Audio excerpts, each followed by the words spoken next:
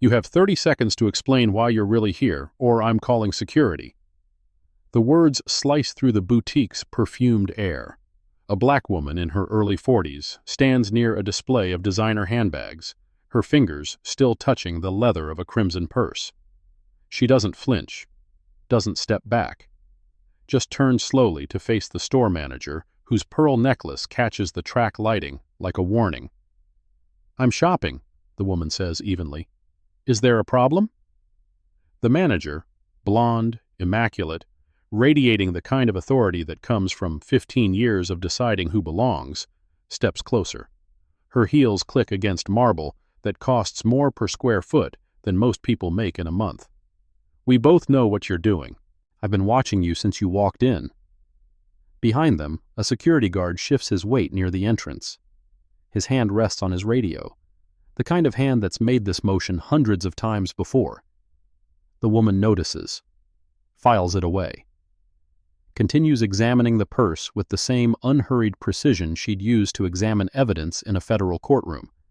Not that anyone here would know that about Delilah Raven.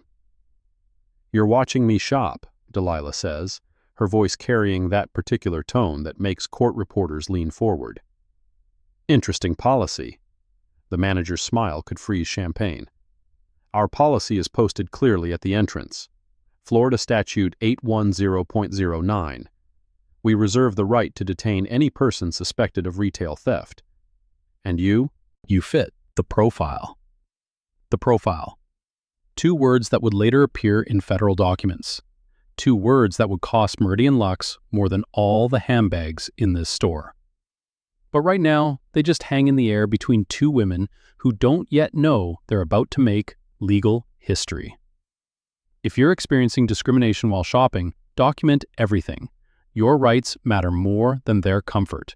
Keep watching to see how this unfolds. Delilah sets the purse down with deliberate care, takes out her phone. The manager's expression shifts, that flicker of uncertainty when someone doesn't follow the script. "I'm recording this interaction for my protection," Delilah states clearly. "Please continue explaining why I fit the profile." "Put that away." The manager's voice sharpens. "We don't allow recording in the store. Your posted policies don't mention recording restrictions. I checked." Delilah keeps the phone steady. "Now, about this profile?" The security guard, Mason Archer, according to his badge, moves from the entrance. 6'3", built like someone who played college football before discovering the power that comes with a uniform. Even a mall security uniform. "Ma'am, I'm going to need you to comply with management's requests." "Which request specifically?" Delilah asks. "The illegal detention threat, the racial profiling admission, or the attempt to prevent me from documenting potential civil rights violations?" Mason stops mid-stride. There's something about the way she says civil rights violations. Not like someone who heard it on TV, but like someone who's written opinions about them. The manager, Ivory Sterling, her name tag announces in elegant script, laughs. It's the kind of laugh that's destroyed careers at country clubs. "Civil rights? You walked into a luxury boutique, you've been casing our merchandise for 20 minutes, and now you're trying to make this about race?" "I've been in your store for exactly 12 minutes, Delilah corrects. "I've looked at 3 handbags, 2 in the $1,500 range, and 1 at $2,300. I haven't entered any restricted areas, haven't concealed any merchandise, and haven't exhibited any of the behavioral indicators actually associated with retail theft according to loss prevention standards. What I have done is shop while black. Is that the profile you meant?" Ivory's face flushes. "How dare you?" "Ms. Sterling," a younger voice interrupts. A sales associate appears. Willow Blake, early 20s, auburn hair pulled into a bun that probably took an hour to look effortless. She carries a silver tray with champagne flutes. "Should I call the others?" The others. Delilah notices how Willow's eyes flick toward the back office, how her free hand taps against her thigh in what looks like a practiced rhythm, how she positions herself to block the nearest camera's view of Delilah's handbag on the counter. "Not yet," Ivory says. Then, to Delilah, "This is your last chance to leave quietly." Delilah doesn't move. In 14 months, a Department of Justice attorney would play this recording in a federal courtroom. The jury would lean forward at this exact moment. But right now, it's just a black woman standing her ground in a store that sells handbags worth more than most Americans' monthly rent. "I'm not leaving," Delilah says. "I'm a customer. I have every right to be here." Mason's radio crackles. "Need backup at Meridian. Possible 459. 459. Theft in progress. The code that would appear in 47 incident reports over the past 3 years, always for black women, or never resulting in actual charges. Another pattern that Delilah doesn't know about yet, but will soon document with the thoroughness that made her the youngest federal judge in the Southern District of Florida's history. "That won't be necessary," Ivory tells Mason, though her eyes never leave Delilah. "Will it?" The question hangs between them. 3 other customers, all white, all watching from safe distances, pretend to examine merchandise. One holds up her phone, not quite secretly. Delilah notices that too. Evidence has a way of multiplying when people think they're witnessing and entertaining injustice, rather than a federal crime in progress. "What won't be necessary," Delilah says, shifting her weight slightly, the same stance she takes before cross-examination, "is false imprisonment, which is what you're attempting right now." Carter Norbert emerges from the back office. "Assistant manager," his badge announces, though his swagger suggests he thinks the assistant part is temporary. He carries an iPad and wears the expression of someone about to quote policy with the confidence of someone who's never had that policy challenged in federal court. "Actually," Carter says, pulling up something on his screen, "according to our loss prevention protocols, subsection 4.7, we have reasonable suspicion based on observed behaviors, including, but not limited to, lingering near high-value items, repeated handling of merchandise without purchase intent, and defensive body language when approached by staff." "Defensive body language," Delilah repeats slowly. "Like maintaining my legal right to shop?" "Like acting suspicious when questioned," Carter counters. "Which you're doing right now." Willow sets down the champagne tray near Delilah's handbag. Too near. Her sleeve brushes against it as she adjusts the glasses. "Can I get anyone something to drink while we resolve this?" "We don't serve everyone," Ivory says pointedly. The words would later cost Meridian Lux a settlement that would make headlines from Miami to Seattle. Delilah's phone captures everything, the way Ivory's fingers drum against her Cartier watch, the way Mason's hand hovers near what looks like zip-tie restraints on his belt, the way Willow keeps repositioning herself near Delilah's personal items, the way Carter scrolls through his iPad looking for policies that don't exist. "I'd like to make a purchase," Delilah says calmly. "The crimson bag, the one I was examining before you threatened me." "We reserve the right to refuse service," Ivory responds immediately. "Based on what criteria?" "Store discretion." "Is that discretion documented anywhere?" "It doesn't need to be." "Actually, under Florida public accommodation law, it does." Delilah lets that sink in. "But please, continue violating my civil rights. I'm curious how far you're willing to take this." Mason steps closer, close enough that Delilah can smell his cologne, something aggressive and pine-scented, probably called something like authority or dominance. "Ma'am, I think it's time for you to go." "Am I being detained, or am I free to leave?" Delilah asks. The question every civil rights attorney teaches their clients. The question that forces authorities to declare their intent. The question that Mason Archer has heard 47 times before, always from black women, always moments before he decides they're resisting. "You're being asked to leave," Mason says. "By whom? The person who just admitted to racial profiling, or the one quoting non-existent policies?" Carter's face reddens. "Our policies are thoroughly vetted by corporate legal." "Then you won't mind providing me with a written copy," Delilah interrupts. "Specifically, the subsection you just cited." Carter's fingers pause over his iPad. In the back office, a printer whirs to life. Willow glances toward the sound, then back at Delilah's handbag. Her hand moves toward it, then stops when she realizes Delilah is watching. "What were you about to do?" Delilah asks Willow directly. "I was just..." I was moving the tray, Willow stammers. Away from my personal belongings? I didn't touch anything. Yet. Delilah turns her phone toward Willow. Would you like to reconsider that movement? Ivory steps between them. Are you threatening my staff? I'm documenting your staff's attempted interaction with my personal property without consent. There's a difference. You're creating a disturbance. I'm standing still. You're the one who approached me. You're trespassing. I entered through a public entrance during business hours. That's not trespassing. It is when you're asked to leave. Only if that request is lawful. Discrimination isn't lawful. The word hangs in the air like an accusation, which, in 14 months, it would become, formally, in federal court, with damages that would bankrupt 2 insurance companies and trigger a congressional hearing on retail discrimination. But right now, it just makes Ivory's smile sharper. Discrimination? Ivory laughs again, that country club laugh that's about to cost her everything. Sweetie, you can't afford anything in here anyway. We're doing you a favor. Delilah reaches into her handbag, slowly, deliberately, making sure everyone can see her movements. She pulls out a wallet. Not the designer kind sold in this store, but simple leather, worn smooth by years of use. The kind of wallet that doesn't need logos because its owner's signature carries more weight than any brand. How much is the crimson bag? Delilah asks. $2,300, Ivory says. Plus tax. Delilah pulls out a credit card, black, titanium, the kind that doesn't have a limit because limits are for people who need them. Ring it up. We can't do that. Why not? The register is being updated. Delilah looks at the other customers. Seems to be working fine for them.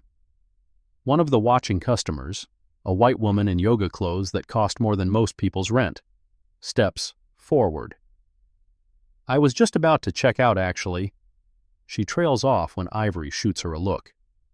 The register is closed, Ivory states firmly. All registers? Delilah asks.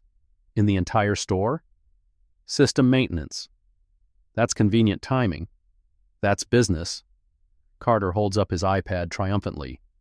Actually, I found it. Policy 7.3. Management reserves the right to request identification from any customer making high-value purchases. Fine, Delilah says, but that policy applies to purchases, which you're refusing to allow me to make. Carter's triumph falters. Well, you'd need to show ID first. To make a purchase you won't let me make? It's policy. It's circular logic. Mason's radio crackles again. Backup is 2 minutes out. For a customer trying to make a purchase? Delilah asks.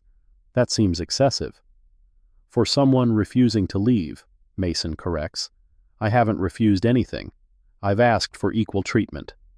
You've been asked to leave, multiple times. Based on illegal discrimination, multiple times. Willow suddenly gasps. Oh my God, there's something in her bag. Everyone turns. Willow is pointing at Delilah's handbag, which sits exactly where Delilah placed it, untouched except for Willow's earlier proximity. I haven't moved my bag since I set it down, Delilah says calmly, though inside her judicial mind is already recognizing the setup. As my recording clearly shows. I saw something gold, Willow insists, like our signature keychains. Ivory's eyes light up. Mason, I think we need to examine the bag. Don't touch my property, Delilah warns. If you have nothing to hide, Mason starts. The Fourth Amendment doesn't have a nothing to hide exception, Delilah interrupts. And before you claim shopkeeper's privilege, remember that Florida Statute 812.015 requires reasonable cause based on observed theft, not manufactured suspicion. Mason pauses. There's something about the way she cites the statute, not from Google, not from a pamphlet, but from memory, with the kind of precision that comes from years of reading case law. Are you a lawyer? Carter asks suspiciously. I'm a customer, Delilah responds, one who knows her rights. Lawyers, Ivory mutters. They're always the worst. The worst what? Delilah asks. Ivory doesn't answer. Instead, she nods to Mason, who steps toward Delilah's bag. If you touch my property without my consent or a warrant, That's assault and illegal search, Delilah states clearly. I'm now requesting to leave with my belongings. Not until we check the bag, Mason says. Then I'm being detained? You're being investigated. By what authority? You're mall security, not law enforcement. Shopkeeper's privilege requires reasonable suspicion of actual theft, not planted evidence. The words planted evidence make Willow step back. I just saw. You saw what you put there, Delilah says quietly, when you adjusted the champagne tray. That's a serious accusation, Ivory snaps. So is false imprisonment. So is conspiracy to violate civil rights. So is operating a pattern of discriminatory conduct that I'm betting isn't limited to today. She's fishing, but she's fished in deeper waters, in federal court, where the stakes are higher and the evidence requirements stricter. And something about the way Mason and Ivory exchange glances tells her she's caught something. How many? Delilah asks suddenly. What? Ivory's voice pitches higher. How many black women have you done this to?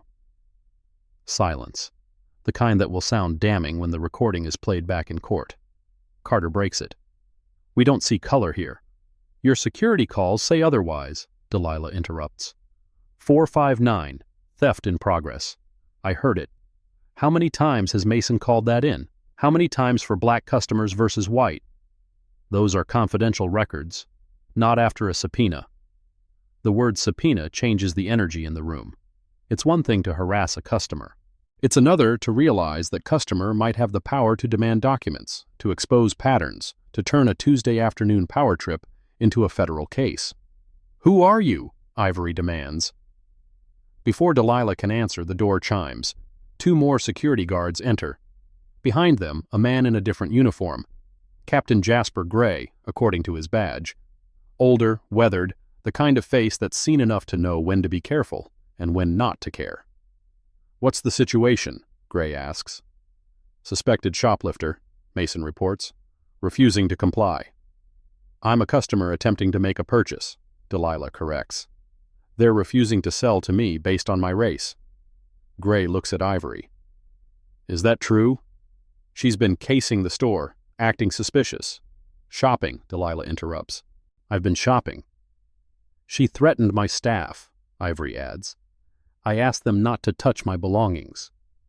She's recording without permission. No posted policy prohibits it. Gray holds up a hand. Ma'am, how about we resolve this simply? You delete the recording, we let you leave, everyone goes their separate ways. How about we follow the law instead? Delilah suggests. I've committed no crime. I'm free to leave with my property and my recording intact, unless you're suggesting that evidence of discrimination should be destroyed. I'm suggesting that nobody needs this kind of trouble, Gray says. His tone is reasonable, the kind that's talked 100 people out of their rights. You seem like an educated woman. You know how these things go. You can make a complaint, waste everyone's time, nothing comes of it. Or you can walk away now, find somewhere else to shop, somewhere that appreciates your business. Like where? Delilah asks. The store down the hall where the same thing happens? The one across town with the same policies? Or should I just accept that certain spaces aren't meant for people who look like me? Nobody said that. Ms. Sterling said exactly that. I have it recorded. Gray's expression hardens. Recordings can be interpreted different ways. Which is why I'll be keeping mine. That's not your choice. Actually, it is. Florida is a 2-party consent state for audio recording, but that applies to private conversations with reasonable expectation of privacy. A retail store open to the public, where security cameras are already recording, provides no such expectation. Parker v. State, Florida 2nd District Court of Appeals. Now everyone is staring. Because people don't usually cite case law off the top of their heads, not unless they work with it every day. Gray studies her more carefully. You are a lawyer. I'm a customer, Delilah repeats. But hypothetically, if I were legally trained, would that change how you're treating me? Would my rights matter more? Your rights aren't being violated, Gray says. Then I'm free to leave? After we check your bag. Based on what probable cause? Willow saw something. Willow put something there, which my recording will show. Recordings can be edited, not while you're watching. I'll upload it to the cloud right now with timestamps intact. She starts typing on her phone. Mason moves forward, but Gray stops him with a gesture. "Ma'am," Gray says slowly, "you're making this harder than it needs to be. I'm exercising my constitutional rights. If that's hard for you, perhaps you're in the wrong profession. Perhaps you're in the wrong store. Because of my race? Because you're causing a disturbance. By existing? Or by not submitting to illegal treatment? Standing up to discrimination isn't causing a disturbance. It's demanding justice. Keep watching to see how one woman's refusal to back down exposed a massive retail conspiracy." The standoff continues. 3 security guards, 1 police captain, a manager, an assistant manager, and a sales associate, all focused on one black woman who won't follow their script. In the background, the white customers continue shopping, pretending not to watch while recording everything on their phones. The contrast would later become Evidence Exhibit 47 in the federal case. But right now, Ivory makes a decision that will cost her career. "Check her bag," she tells Mason. "I'll take responsibility." Mason reaches for Delilah's handbag. Delilah steps back, keeping her phone high, recording everything. "Don't touch me or my property," she states clearly. "I do not consent to any search." "Shopkeeper's privilege," Mason starts, "doesn't override assault," Delilah finishes. "Touch me and it becomes battery. Touch my property and it's theft." "You're being dramatic," Ivory says. "I'm being accurate." Mason lunges for the bag, not aggressively, but with the casual confidence of someone who's done this 47 times before. His hand closes on the leather strap. Delilah doesn't resist, doesn't pull back, just keeps recording as Mason drags her bag across the counter. The movement is rough enough to knock over Willow's champagne tray. Glass shatters. Liquid spreads across marble that costs more than most people's cars. "Now, look what you've done," Ivory says. "I haven't moved," Delilah responds. "Your security guard just committed theft and destruction of property, on camera." Mason opens the bag. His hands paw through the contents. Wallet, keys, phone charger, small notebook, breath mints, hand sanitizer. Then his fingers close on something. He pulls it out triumphantly. A gold keychain. Meridian Lux's signature accessory.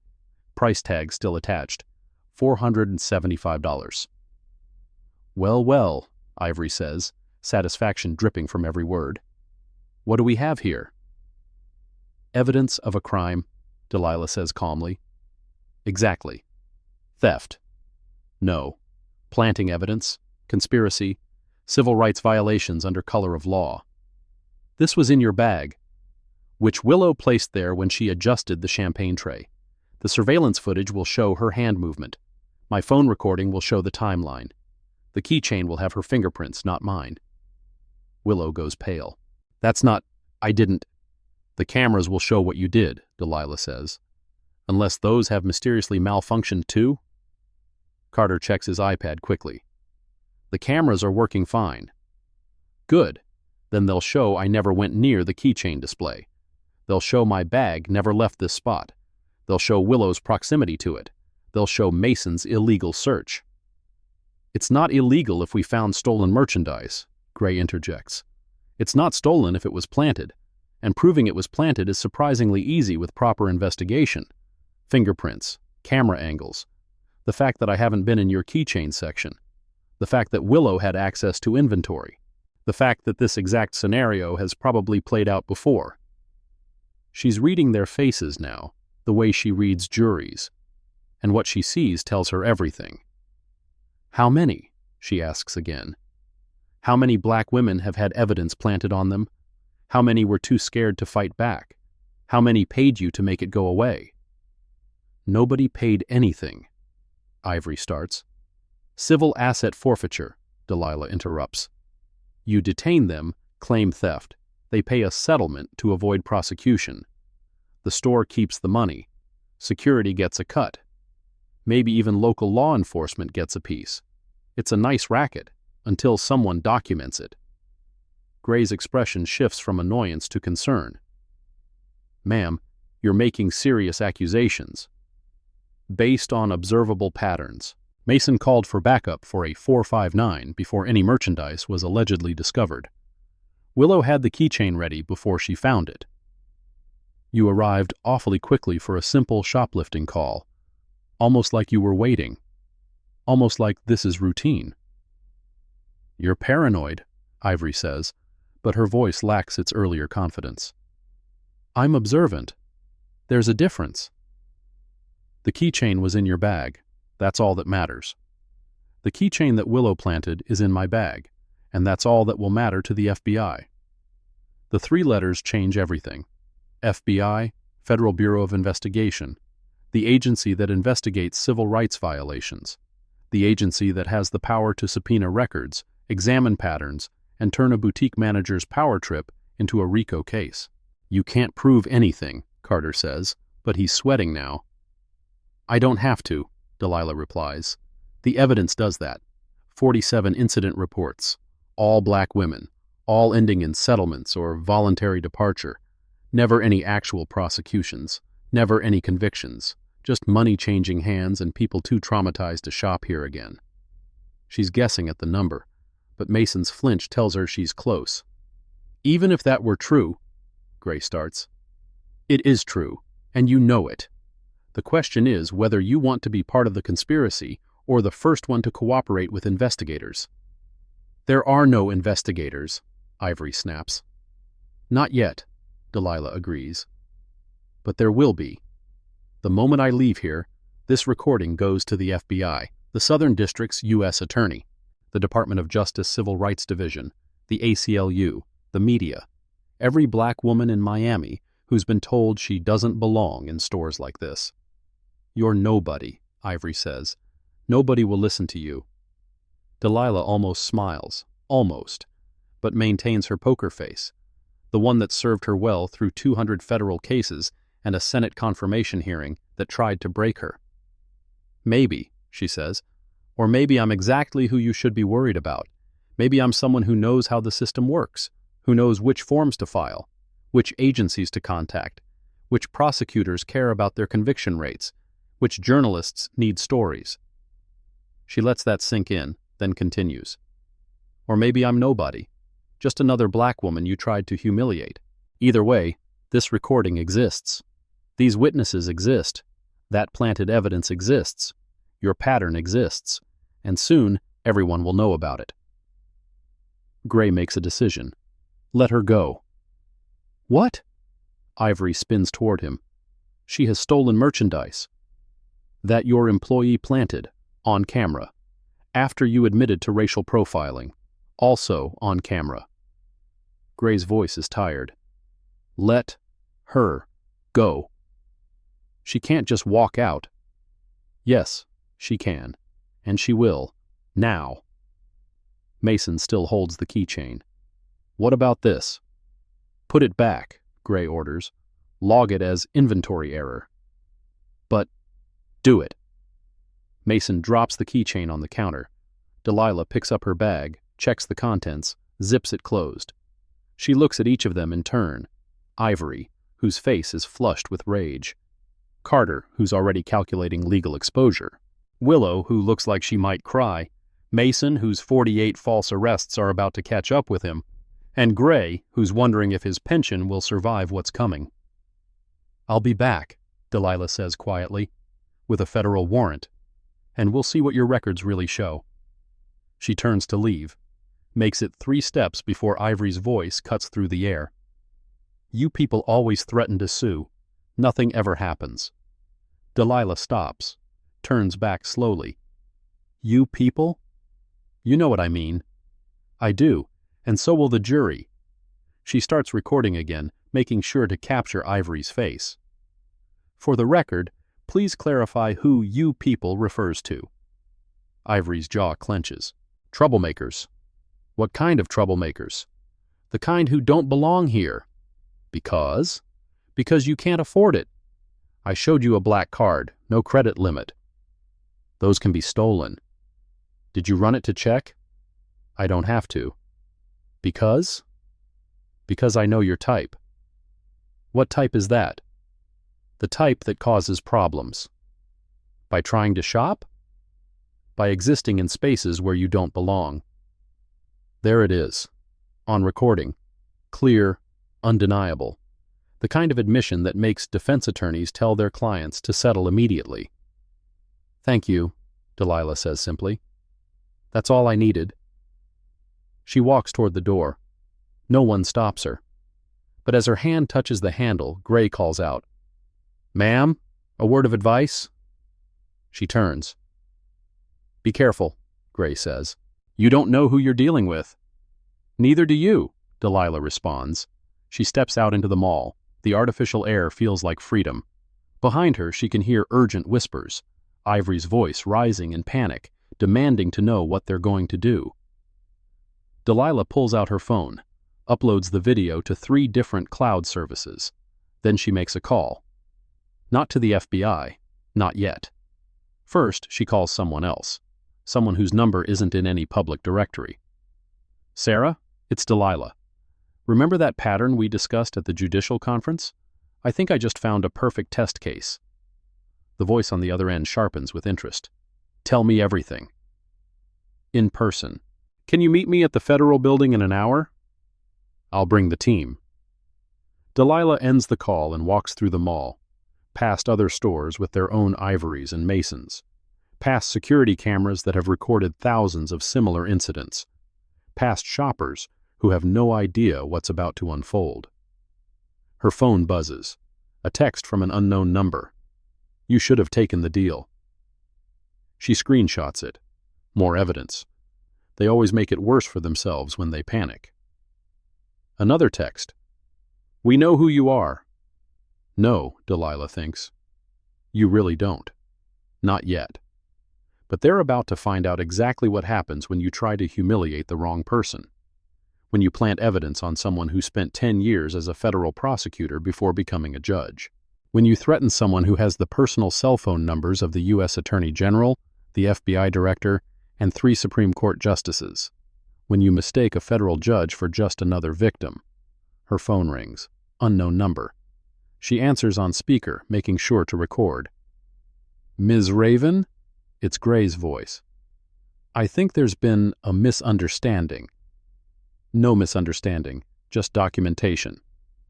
Perhaps we could discuss this privately." "Are you suggesting we conceal evidence of civil rights violations?" "I'm suggesting that things aren't always what they seem." "You're right. They're usually worse." "You don't want to do this." "Actually, I do. I've wanted to do this for years. Every time I've watched someone with a little bit of power destroy someone with none. Every time I've seen privilege protect itself by crushing the vulnerable. Every time I've sentenced someone for crimes far less serious than what I just witnessed." "You're a judge?" Gray's voice cracks slightly. Delilah doesn't answer directly. "I'm someone who believes in justice, and I'm about to make sure you understand what that really means." She hangs up, keeps walking. Behind her, through the mall's glass ceiling, storm clouds gather over Miami. Perfect metaphor, she thinks. The storm that's about to hit Meridian Lux and everyone connected to it. Her phone buzzes again. This time it's a name she recognizes. Judge Patricia Williams from the 11th Circuit. "Delilah? I just got the strangest call from someone claiming you're harassing a local business. Pat, I need you to listen to something." Delilah plays a portion of the recording. There's a long pause, then, "Jesus Christ, is this Meridian Lux? My daughter shops there." "Not anymore, she doesn't. None of our daughters do, not after what I'm about to expose." "What do you need from me?" "Legal observation. I'm about to file a complaint that's going to trigger a federal investigation. I need someone with unimpeachable credentials to verify my evidence hasn't been tampered with." "I'll do more than that. Judge Chen owes me a favor. She has connections with the Miami Herald. This needs media attention." "Not yet. First, we build the case. Then we make it public." "How deep does this go?" Delilah thinks about Mason's 47 arrests, about the settlement money, about Gray's quick arrival, about the system that made it all possible. Deep enough to matter, deep enough to change things. Or deep enough to bury you. Delilah, be careful. You know how these things go. They'll come after you personally, your career, your reputation, everything. They already tried to destroy me for shopping while black. What else can they do? You know what they can do. We've both seen it. Delilah does know. She's presided over cases where whistleblowers lost everything, where people who stood up to systems ended up broken by them, where justice was a luxury only the powerful could afford. But she also knows something else. She knows that sometimes the system makes a mistake. Sometimes it targets someone who has the power to fight back. Sometimes it picks on someone who spent their entire career learning exactly how to dismantle corruption, piece by piece, document by document, witness by witness. Sometimes the system accidentally reveals itself to exactly the wrong person. Or in this case, exactly the right one. They get sloppy, and sloppy is exactly what a federal judge needs to build an airtight case. Don't miss what happens next. Delilah reaches her car, a sensible sedan that draws no attention, the kind of car that says nothing about the woman who drives it or the power she wields. She sits in the driver's seat and takes a breath. Then she opens her notebook, the one Mason pawed through without realizing what it contained. Notes from this morning's federal criminal docket, case numbers, defendant names, her signature on detention orders and search warrants, the casual paperwork of someone who routinely decides freedom and imprisonment. She flips to a blank page and starts writing. 3:47 p.m. Initial contact with Ivory Sterling, manager, Meridian Lux. Accused of theft without evidence. Racial profiling admitted on recording. 3:52 p.m. Willow Blake, sales associate, plants evidence. Gold keychain, $475, in personal bag. 3:58 p.m. Mason Archer, security, conducts illegal search after being warned of non-consent. 4:03 p.m. Captain Jasper Gray arrives. Attempts to coerce destruction of evidence. 4:07 p.m. Gray contacts via phone, suggests concealing civil rights violations. 4:09 p.m. Begin federal investigation protocol. Her phone rings. Another unknown number. Ms. Raven, this is Preston Williams from Channel 7 News. We received a tip about an incident at Meridian Lux. No comment. She hangs up. The media will have to wait. First, she needs to do this right. By the book. The way that can't be challenged or dismissed or spun into something else. She drives to the federal building, parks in her reserved spot, the one with her name that she had covered with a generic reserved sign because she prefers anonymity when possible. The security guards at the entrance nod respectfully. They know her, even if most of Miami doesn't. Working late, Your Honor? One asks. Just beginning, actually, she replies. She takes the elevator to the 7th floor, the U.S. Attorney's office. Sarah Martinez is waiting with two others, assistant U.S. attorneys who specialize in civil rights violations. Show us, Sarah says simply. Delilah plays the recording. All of it. The threats, the admission, the planted evidence, the attempted cover-up. The room is silent except for Ivory's voice admitting that people like Delilah don't belong in her store. When it ends, one of the AUSAs whistles low. That's a slam dunk. It's more than that, Sarah says, her prosecutor instincts already working. This is a pattern. No way this is their first time. 47 similar incidents, Delilah confirms, based on the security guard's reaction when I mentioned the number. How could you know that? Educated guess. The way they operated, the smoothness of it, the lack of hesitation. This was practiced, rehearsed, routine. Sarah pulls up her computer. Meridian Lux. Let me check something. She types rapidly. Holy shit. 17 civil complaints in the past 3 years, all dismissed or settled, all involving black women. Settled how? Confidentially, NDAs, but Sarah grins. NDAs don't apply to federal investigations. We need those women, Delilah says. Every one of them. We'll find them. But Delilah, you know once we open this, they'll come after you. Hard. They'll claim you entrapped them, that you went there intending to cause trouble. I went there to buy a handbag, Delilah interrupts. I have the receipt from Nordstrom showing I was comparison shopping. I have my browsing history showing I looked up their inventory online. I have my credit card ready to make a purchase. I did everything a normal customer would do. They're the ones who made it criminal. Still, you're a federal judge. They'll say you should have identified yourself. No law requires me to announce my profession while shopping. In fact, doing so could be seen as using my position for special treatment. Sarah nods slowly. You thought this through. I thought I was buying a handbag. They're the ones who turned it into a federal case. What do you want us to do? Delilah stands, looks out the window at Miami spread below, all those stores and restaurants and businesses where black women are told they don't belong. I want you to tear them apart, she says quietly. Every document, every email, every text, every settlement, every complaint they buried, every woman they humiliated, every dollar they stole through false arrests and planted evidence. I want you to expose it all. That's going to take resources. Then get them. This isn't just about one store. If they're doing this, others are too. This is about a system that thinks it can criminalize shopping while black, and we're going to prove that system wrong. Sarah picks up her phone. I need to call the FBI. They'll want in on this. They'll get it, but first we do something else. What? We go back. Sarah stares at her. Back to the store? Delilah, that's necessary. They think I'm scared. They think I'll quietly file a complaint that goes nowhere. They need to see that I'm not going anywhere, that justice doesn't retreat. As a federal judge, you can't. As a federal judge, I can't preside over any case involving them, but I can shop. I can return to a public business during normal business hours and attempt to complete my purchase. And if they refuse service or threaten me again, that's retaliation, another federal crime.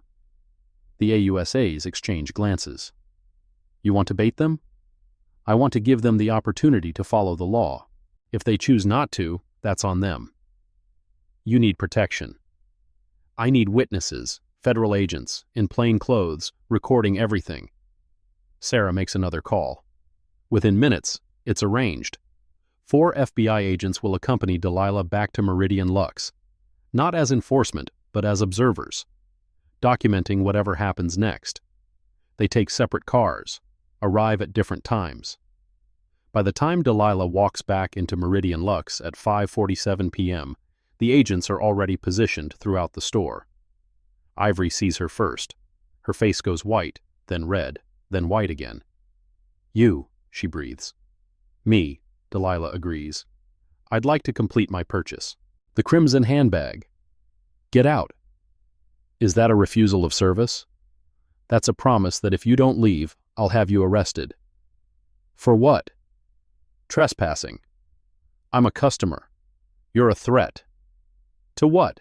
Your discrimination policy? Other customers are watching now, including the 4 who are actually federal agents, their phones capturing everything. Mason appears from the back room, sees Delilah. His hand goes to his radio. Don't, Delilah says calmly. I'm here to shop, nothing more.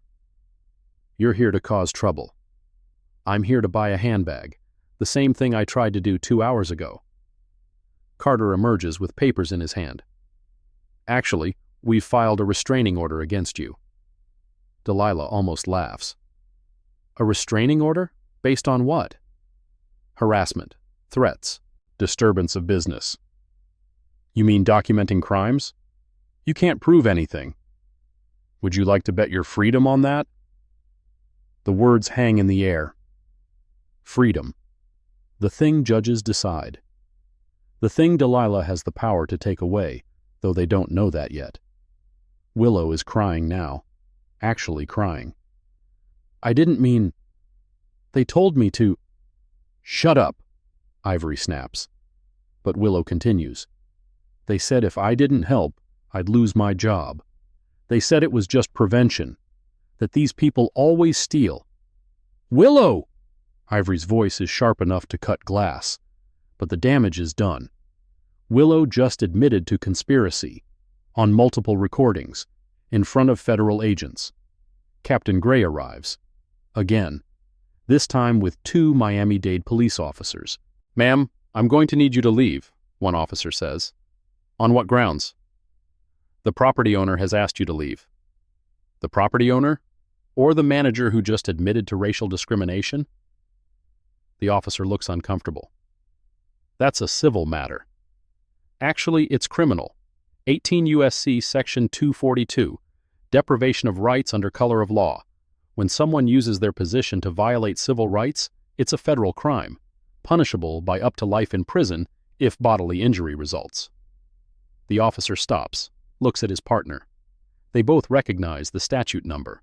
It's the one that sends cops to federal prison. "Are you a lawyer?" the second officer asks. "I'm a customer trying to make a purchase." "With all due respect, ma'am, you sound like a lawyer." "And if I am, does that change whether my rights matter?" Gray steps forward.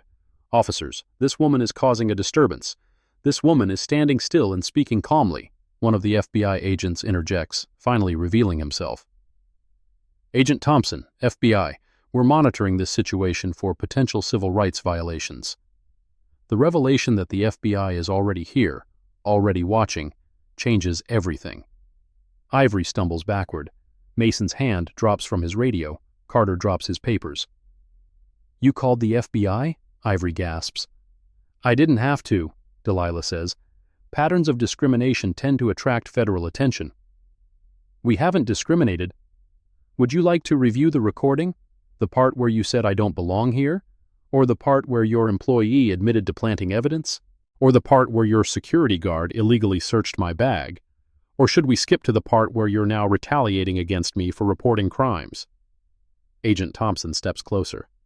"Ma'am," he says to Ivory, "I'd strongly suggest you allow this customer to complete her purchase." I can't. The register is closed." "It's 5:55. You close at 9. "The system is down." "Then perhaps you should fix it.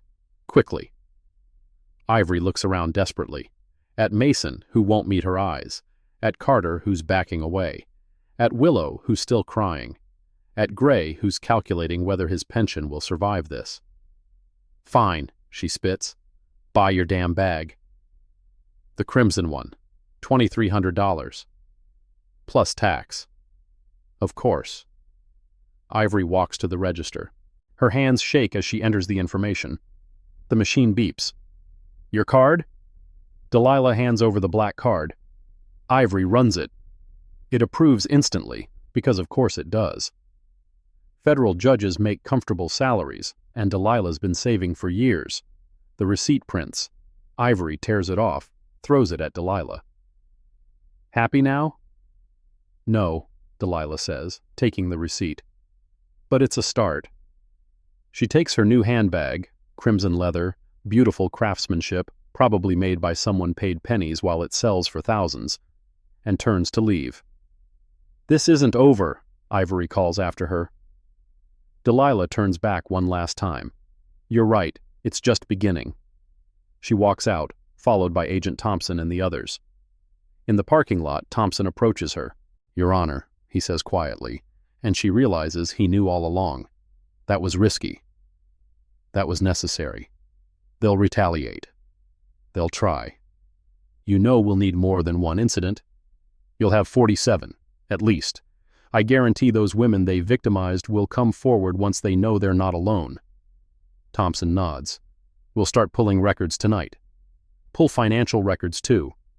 If they're running a settlement scam, there's money somewhere. Follow it. You can't be involved in the investigation. Conflict of interest."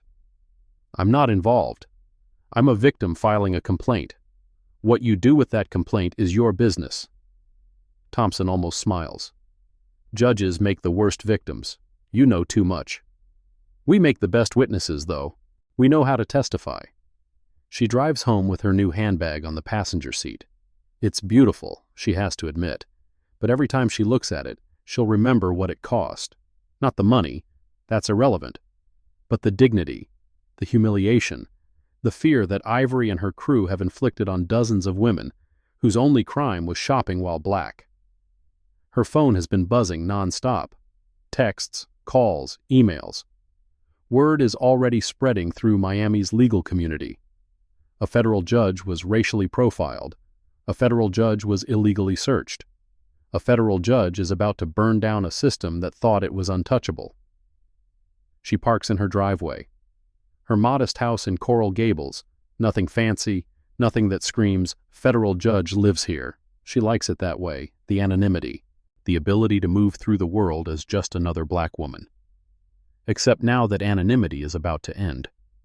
Once this becomes public, everyone will know her name. Everyone will have an opinion. Everyone will pick sides. Inside, she pours herself a glass of wine, sits at her kitchen table, opens her laptop. She starts typing. Complaint for violations of civil rights. United States District Court, Southern District of Florida. Delilah Raven, individually and on behalf of all others similarly situated. Plaintiff, V's Meridian Lux, LLC. Ivory Sterling, Mason Archer, Carter Norbert, Willow Blake, Captain Jasper Gray, and Doe's 1-100, defendants. She types for 3 hours. Every detail, every violation, every applicable statute, every demand for relief. By the time she's done, it's 67 pages of precise legal destruction.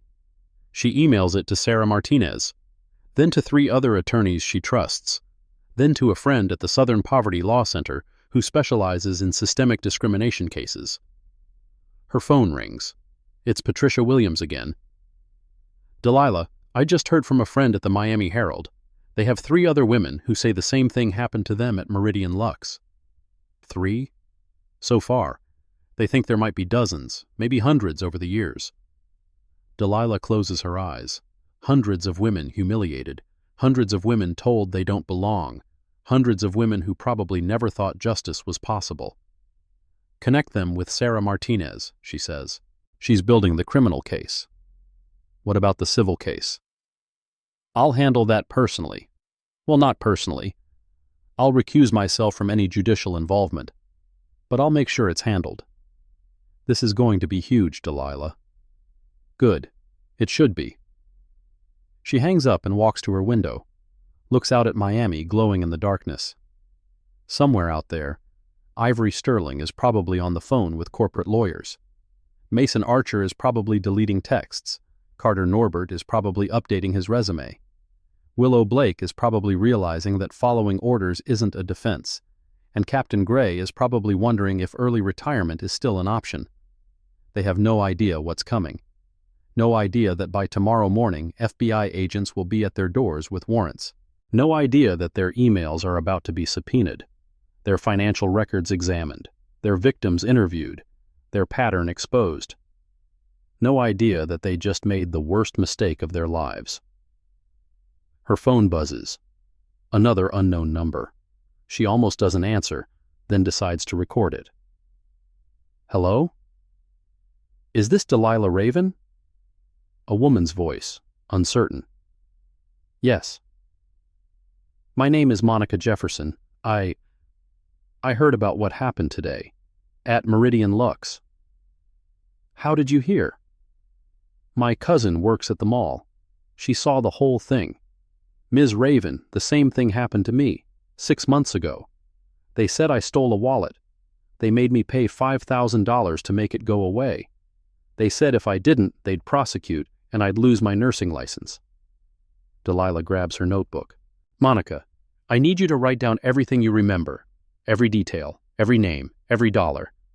Can you do that?" "Yes, but will it matter? They said no one would believe me." "They were wrong. People will believe you, because you're not alone. There are others, and together your voices will be too loud to ignore." "Are you really a judge?" Delilah pauses. "Yes." "Then you know how the system works. You know they protect each other." "I do know. Which is exactly why I know how to tear that protection apart. Trust me, Monica, This time, justice is coming. After she hangs up, Delilah sits in the darkness for a long moment. Then she opens a new document and starts typing again. This time, it's not a legal filing. It's a letter.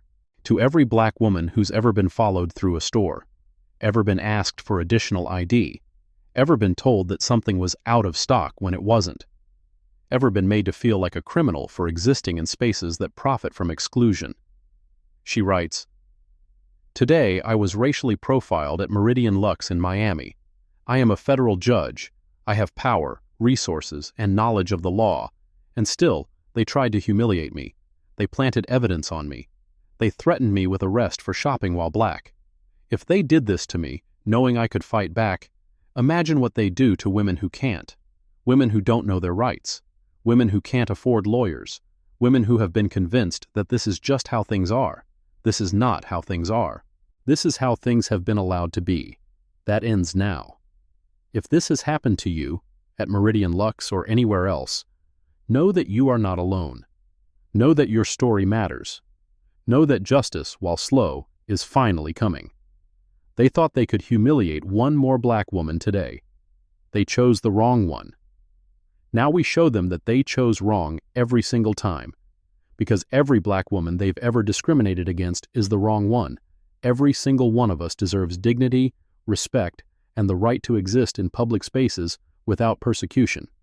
Today, that persecution ends. Today, we fight back. Today, justice begins. She posts it on LinkedIn, on Facebook, on Twitter, on Instagram. Within minutes, it's being shared.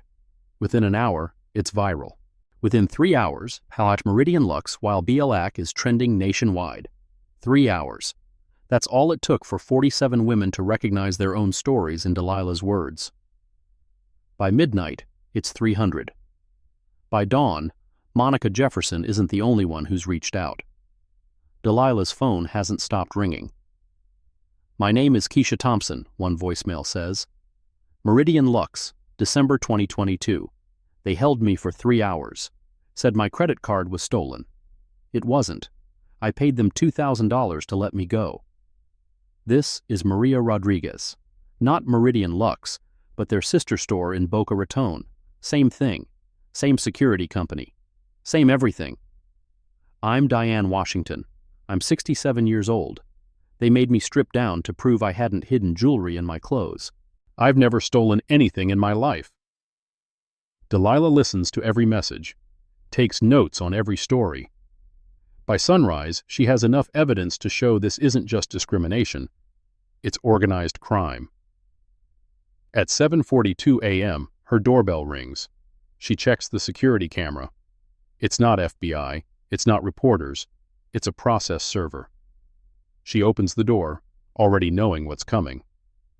"Delilah Raven?" the young man asks. "Yes." "You've been served." He hands her the papers and practically runs back to his car. She reads while standing in her doorway. Meridian Lux is suing her for defamation, intentional infliction of emotional distress, tortious interference with business relationships, and, she almost laughs, trespassing. They're seeking $50 million in damages. Her phone rings. Sarah Martinez. "Did you get served?" Sarah asks without preamble. "Just now. $50 million. They're trying to intimidate you. Classic slap suit. They're trying to silence me. There's a difference. Delilah, this changes things. As a sitting federal judge being sued, I'm not backing down. I'm not saying you should, but you need representation. You can't handle this yourself while you're the victim." Already taken care of. Remember Ben Harrison? The Ben Harrison? The one who took down 3 Fortune 500 companies for discrimination? We were at Harvard Law together. He's been waiting for a case like this. He's also $800 an hour. He's doing it pro bono. Said watching a federal judge take down retail racism would be worth more than any fee. They're going to come after you personally. Your record, your relationships, everything. Let them. My life is an open book. Boring, but open. What about your position? If this gets ugly, It's already ugly. They made it ugly the moment they decided black women were easy targets. There's a pause. Then Sarah says, "The FBI wants to meet. This morning. Can you come in?" "I'll be there in an hour." Delilah showers, dresses in her most conservative suit, the one she wears for Senate hearings, and drives to the federal building. The security guards' expressions are different today. They know. Everyone knows. "Your Honor," one says quietly. "My daughter. She had something similar happen at a store in Aventura. Thank you for speaking up." She nods, not trusting her voice. This is why she's doing this. For all the daughters who've been made to feel like criminals in their own communities. The FBI conference room is packed. Agent Thompson is there, along with 6 other agents and 3 federal prosecutors. On the wall, a board covered with photos, documents, and red string connecting them. It looks like a conspiracy theorist's dream, except everything on it is real. "Your Honor," Thompson begins, "what we've found is bigger than we thought." He points to the board.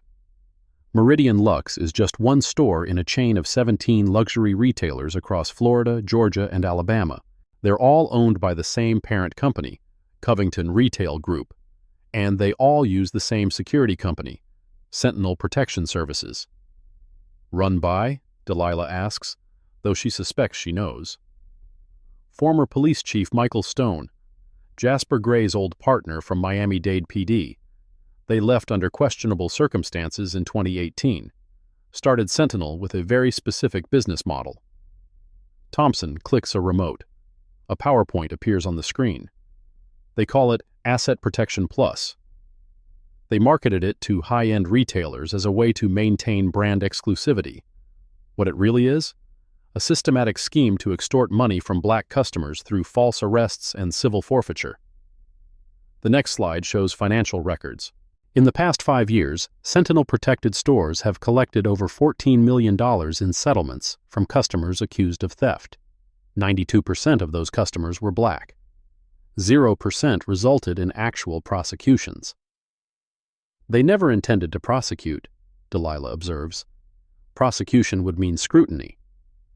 Exactly.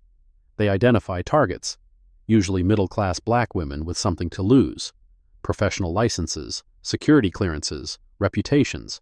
They threaten arrest, offer a settlement to make it go away, and count on shame and fear to keep victims quiet. The NDAs, Delilah says, 347 NDAs in 5 years, all with liquidated damages clauses of $100,000 for violation. Those aren't enforceable if the underlying conduct is criminal. The victims don't know that. Most never even consulted lawyers. They just paid and tried to forget. Thompson clicks again.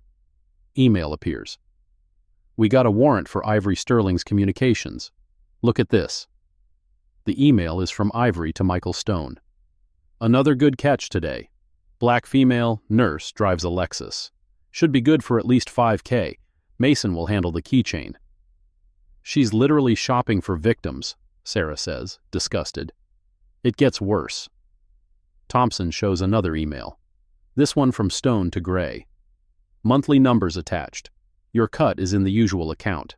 Remember, City Council meets Thursday. Make sure our friend keeps the retail district patrol budget intact." They're paying off city officials? At least 3 council members, 2 police commanders, and a judge. Delilah freezes. "A judge?" "State Court. Judge Richard Brennan. He's dismissed every complaint filed against Meridian Lux or Sentinel. Claimed lack of standing, insufficient evidence, failure to state a claim. Every single one." Delilah knows Brennan. They've been at the same judicial conferences. He always seemed professional, ethical. But then, people thought the same about her until yesterday when she became just another black woman causing trouble. "We need those victims," she says. "All of them. We're reaching out, but the NDAs have them scared. They think they'll be sued if they talk. Hold a press conference. Make it clear that NDAs obtained through criminal conduct are void, that victims of crime can't be silenced by their perpetrators. That speaking up isn't just legal, it's protected. With respect, Your Honor, that should come from you. You're the face of this now. I can't. There's a civil suit pending. Anything I say publicly could be used against me. Then we need another way. Delilah thinks, then pulls out her phone. Patricia, it's Delilah. Remember when you said Judge Chen owes you a favor? Time to collect. Within 2 hours, 3 federal judges, 2 state Supreme Court justices, and a former U.S. attorney have issued a joint statement. NDAs cannot be used to conceal criminal conduct. Any agreement that purports to silence victims of civil rights violations is void as against public policy. We encourage anyone who has been victimized to come forward without fear of legal retaliation. The statement doesn't mention Meridian Lux. It doesn't have to. Everyone knows what it's about. By noon, the FBI has heard from 70 more victims. By 2 p.m., Ben Harrison has filed a countersuit on Delilah's behalf. Not just defamation. RICO, racketeering, the same law used to take down the mob. They want to play? Ben tells her over the phone. Let's play, but we're playing by federal rules now. At 3 p.m., Delilah's phone rings. Unknown number. Judge Raven? The voice is old, tired. This is Michael Stone, the puppet master himself. Mr. Stone, I wondered when you'd call. I think there's been a misunderstanding. No misunderstanding, just documentation. Perhaps we could meet, privately, work this out like civilized people. Civilized people don't plant evidence on innocent customers. That was overzealous employees, not policy. Your emails suggest otherwise. There's a long pause. What do you want? Justice. Be realistic. You know how the world works. You're a judge. Which is exactly why I know justice is possible, just not common. I could make you a very wealthy woman. You mean wealthier? I'm already quite comfortable. 10 million, tax-free, offshore. No one would know. I would know. 20 million. Mr. Stone, you could offer me every dollar you've stolen from every black woman you've victimized, and my answer would be the same. See you in court. You don't want me as an enemy, Judge Raven. You became my enemy the moment you decided my skin color made me a target. That decision is going to cost you everything. She hangs up, records the call details in her notebook. Another piece of evidence for the pile. At 4 p.m., something shifts. Channel 7 breaks the story wide open. Not just the incident at Meridian Lux, but the whole network. They have documents. Someone leaked Sentinel's training manual. Page after page instructing security guards how to identify high-value targets based on race, dress, and perceived vulnerability. One page is particularly damning. It's titled Optimal Target Profile. African American female, age 25-65, professional appearance, shops alone, drives luxury vehicle, suggests assets to protect. No visible recording devices. Appears unfamiliar with legal rights. Below that, a scoring system. Points for various factors. 10 points if the target has children, suggesting they'll pay to avoid scandal. 15 points for healthcare workers, licensing concerns. 20 points for government employees, security clearance issues. Delilah stares at the screen. She'd scored 35 points on their scale. Federal employee with a professional license and reputation to protect. Their perfect victim. Except they didn't know she'd spent 10 years prosecuting criminals who thought they were untouchable. Didn't know she'd written her law review article on retail discrimination. Didn't know she kept recordings of everything as a habit from her prosecutor days. Didn't know they were hunting someone who knew how to hunt back. Her phone buzzes. Text from Ben Harrison. Discovery request filed. They have 30 days to produce everything. Emails, financials, security footage, training materials, everything. Another text from Sarah. Grand jury convened for tomorrow. Can you testify? She can. She will. But first, something else needs to happen. Delilah drives back to Meridian Lux. Not to shop this time. To watch. She parks across the street, sits in her car with tinted windows, observes. 4:47 p.m. Black woman approaches the entrance.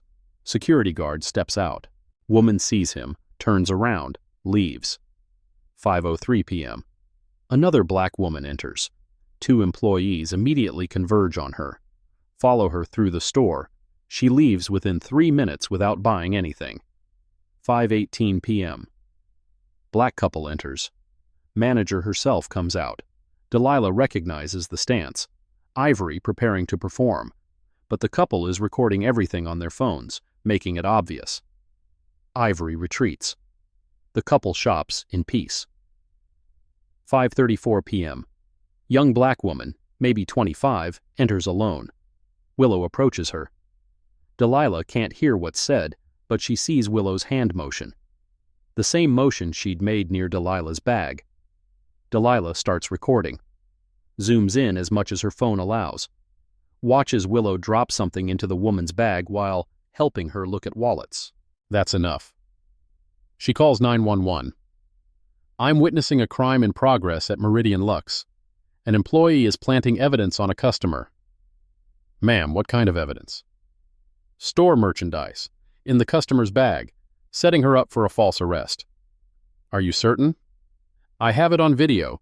Please send units immediately. The victim is a young black woman in a blue dress. The employee is Willow Blake.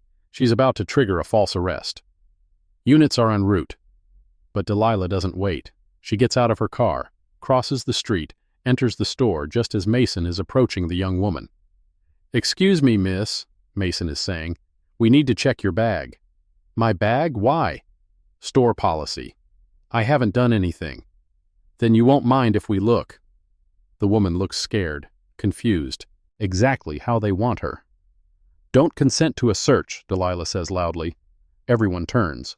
Ivory's face goes white when she sees her. You're not allowed in here, Ivory shrieks.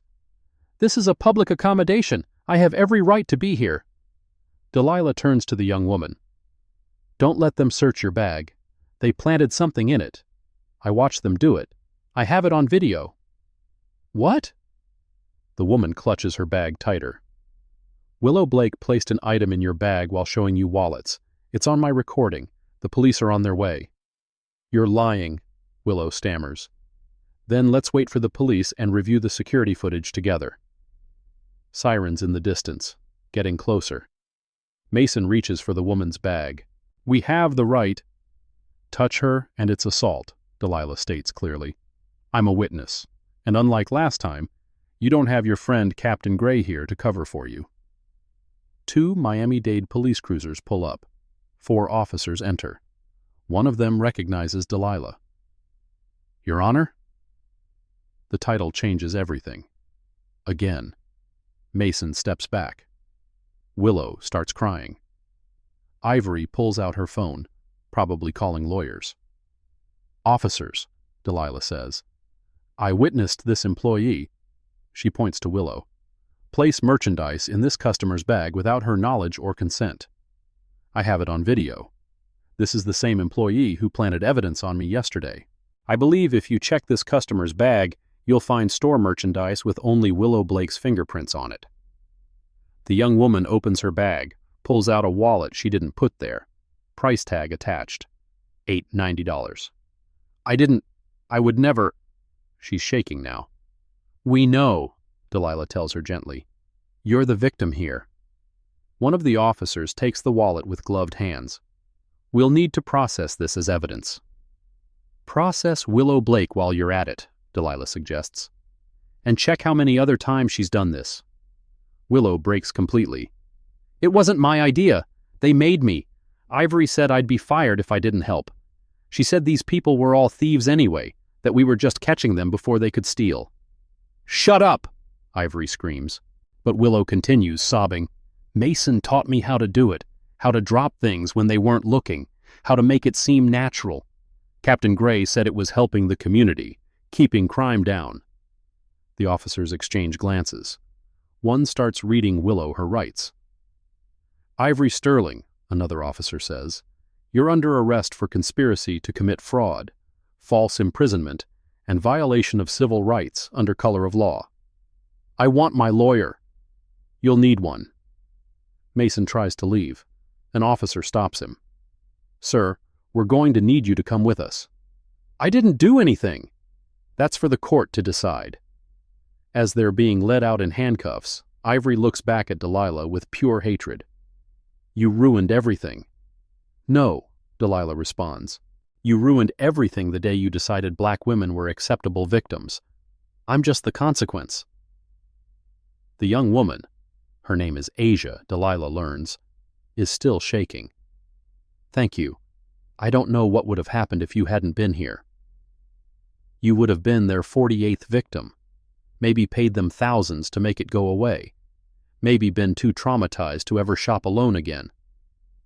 How did you know to be here? Because patterns are predictable. They were going to keep doing this until someone stopped them. And you're that someone? We all are. Every woman who speaks up, every victim who refuses to be silenced, every person who records instead of looking away. We're all that someone. The local news arrives within minutes. Then, national news. By 6 p.m., the arrest of Ivory Sterling and Mason Archer is breaking news coast to coast. The headline writers are having a field day. Federal judge catches criminals in the act, and luxury store's dirty secret exposed, and shopping while black, the $1 million scam. Delilah gives one statement to the press. Today's arrests are just the beginning. This is not about one store or one company. This is about a system that monetizes racism and criminalizes black existence. That system ends now. By 8 p.m., she's back at the federal building. The U.S. attorney himself is there now, Marcus Webb, an old friend from her prosecuting days. Delilah, he says, this is going to be the biggest civil rights case since the Montgomery bus boycott. Don't exaggerate, Marcus. I'm not. Do you understand what you've uncovered? This isn't just discrimination. It's organized crime, racketeering, conspiracy, wire fraud, mail fraud, money laundering. We're talking hundreds of defendants across multiple states. This could reshape retail law nationwide. Then reshape it. I need you to know something. When this goes to trial, and it will go to trial, they're going to come after you personally. Your record, your relationships, everything. I've been a black woman in America for 42 years, Marcus. I'm used to having my existence questioned. This will be different. This will be vicious. Good. The vicious ones make mistakes, and mistakes make convictions. Marcus pulls up a document on his computer. The grand jury wants to hear from you tomorrow, 9 a.m. sharp. Are you ready? I've been ready my whole life. That night, Delilah doesn't go home. The FBI suggested she stay somewhere secure after Stone's threatening call. So she's in a hotel downtown, looking out at the city lights, when her phone rings. It's her mother in Atlanta. Baby, I saw the news. Hi, Mom. Are you okay? I'm fine. Don't lie to your mother. I know fine. And this isn't fine. Delilah sits on the hotel bed. They tried to humiliate me, Mom. Tried to make me feel like I didn't belong. Like I was less than. And I'm about to destroy them for it. Her mother laughs. The same laugh that got Delilah through law school, through her brutal first years as a prosecutor, through her confirmation hearings. That's my girl. You remember what I always told you? That dignity isn't given, it's taken. And once you take it, you never give it back. That's right. Those people, they thought they could take your dignity. But dignity isn't something you can steal. It's something you are. And baby, you are dignified as hell. After they hang up, Delilah reviews her notes for tomorrow's grand jury testimony. 40 pages of detailed observations, statutory citations, and evidence documentation. She knows it by heart, but reviews it anyway. Preparation is respect. For the law, for the process, for the victims who are counting on her to get this right. At midnight, another call. Ben Harrison. They blinked, he says without preamble. What? Covington Retail Group, the parent company. They want to settle. Already? The arrests spooked them. Their stock dropped 12% in after-hours trading. Board's an emergency session. They're offering $30 million to make this go away. No.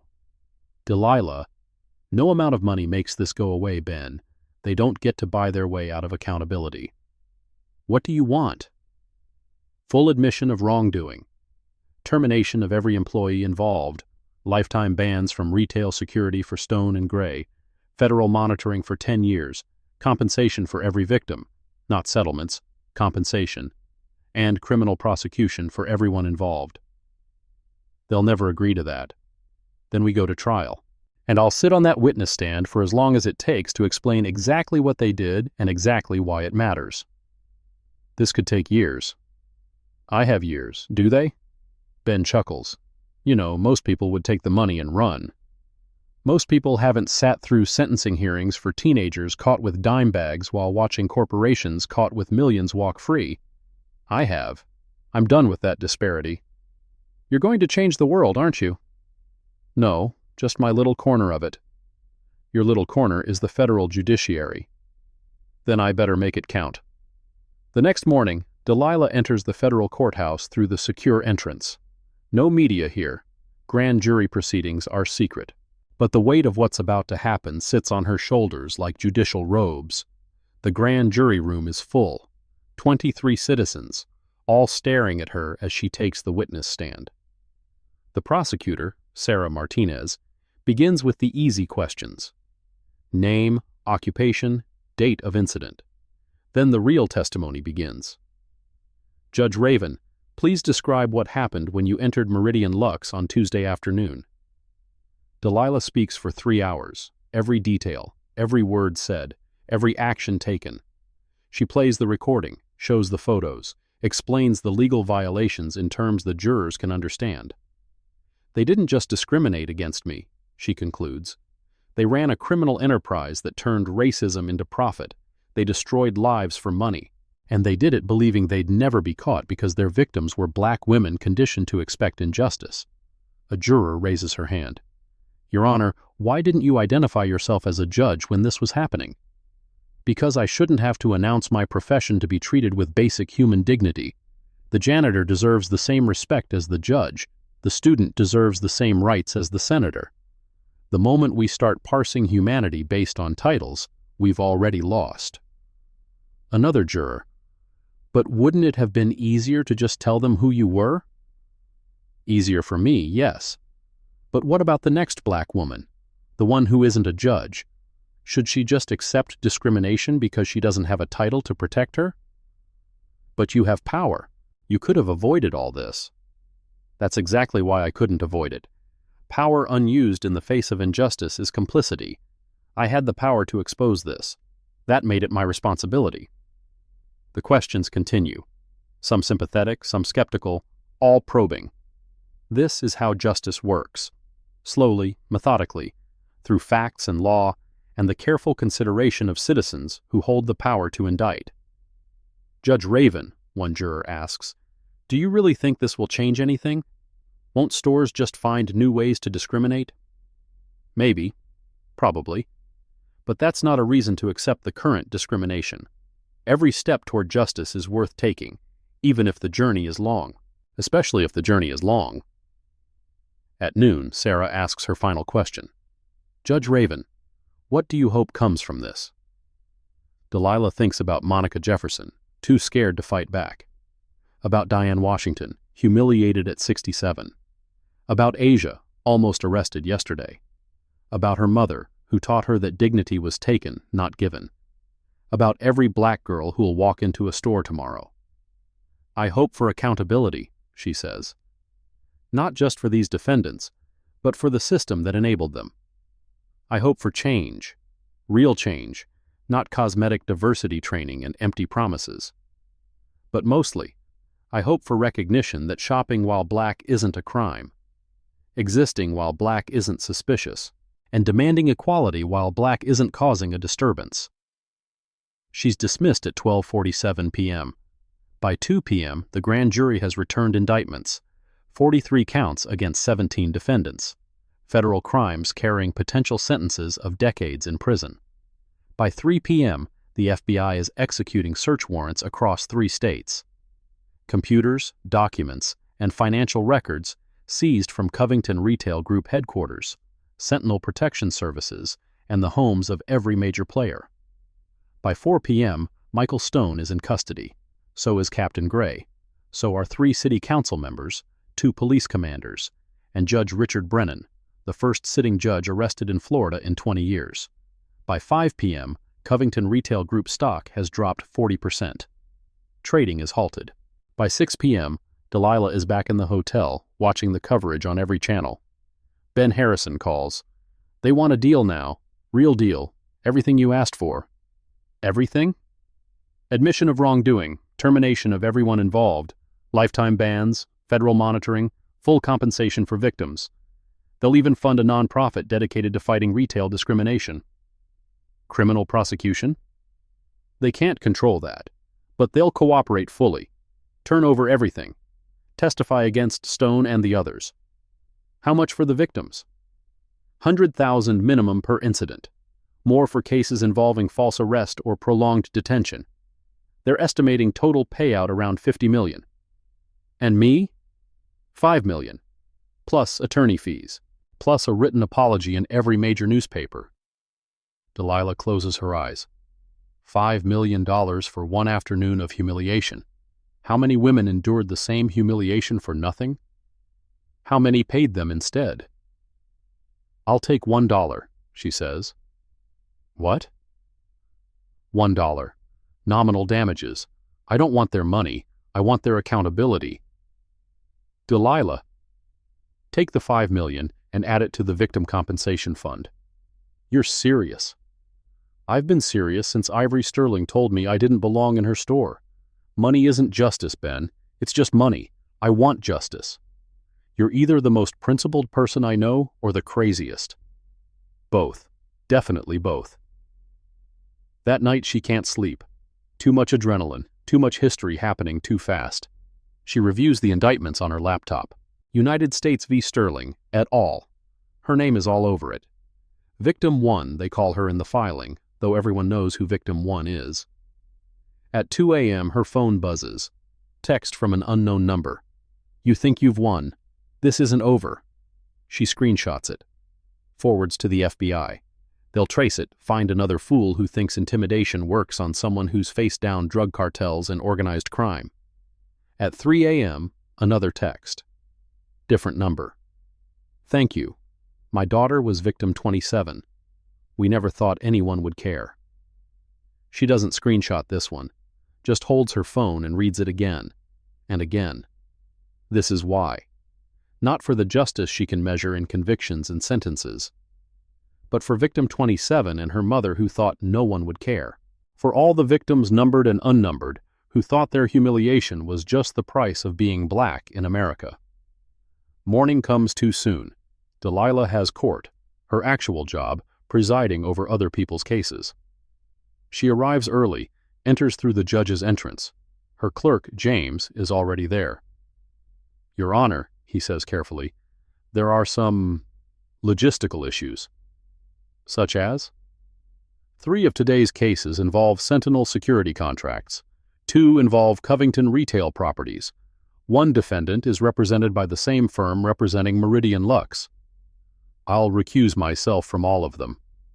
That's half your docket. Then I'll handle the other half. File the recusal notices. Yes, Your Honor, and thank you for what you did. My wife, she had something similar happen last year. Different store, but same feeling. She hasn't been the same since. Tell her she's not alone. Tell her it wasn't her fault. Tell her justice is coming.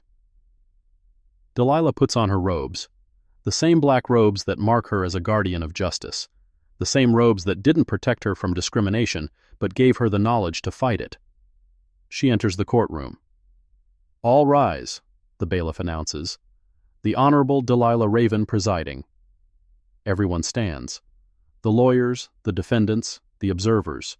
They all know who she is now. Not just a judge, but the judge. The one who stood up. the one who fought back, the one who proved that even federal judges aren't immune to retail racism. So what chance does anyone else have? Be seated, she says. The first case is a simple drug possession. Young black man, 22, caught with 3 grams of marijuana. The prosecutor is requesting 6 months jail. Counselor, Delilah says to the prosecutor, are you aware that Covington Retail Group executives were found with cocaine in their offices during yesterday's FBI raids? I heard something about that, Your Honor. And what are they being charged with? I don't know, Your Honor. Nothing. They're being charged with nothing, because the cocaine was deemed personal use and not relevant to the financial crimes being investigated. So explain to me why this young man should serve 6 months for 3 grams of marijuana while executives with cocaine walk free? The law. The law should be applied equally. Motion to dismiss granted. Defendant is free to go. The young man stares at her in shock. His public defender stares too. The prosecutor opens his mouth, closes it, sits down. Next case, Delilah says. The morning continues like that. Delilah applying the law, but with eyes newly opened to how unequally it's been applied. How many chances the powerful get. How few the powerless receive. At lunch, she finds protesters outside the courthouse. But they're not protesting her. They're supporting her. Signs reading, "Shopping while black is not a crime," and "Judge Raven for justice," and "Meridian Lux while black." One woman approaches her, older, dignified, wearing a church suit. "Judge Raven? I'm Diane Washington," the 67-year-old who was strip searched. "Mrs. Washington, I'm so sorry for what happened to you." "Don't be sorry. Be angry. I've been angry for 6 months, but I thought I was alone. Now I know I'm not. We're not. Thank you for that." "You don't need to thank me." "Yes, I do. You could have stayed quiet, taken a settlement, moved on, but you didn't.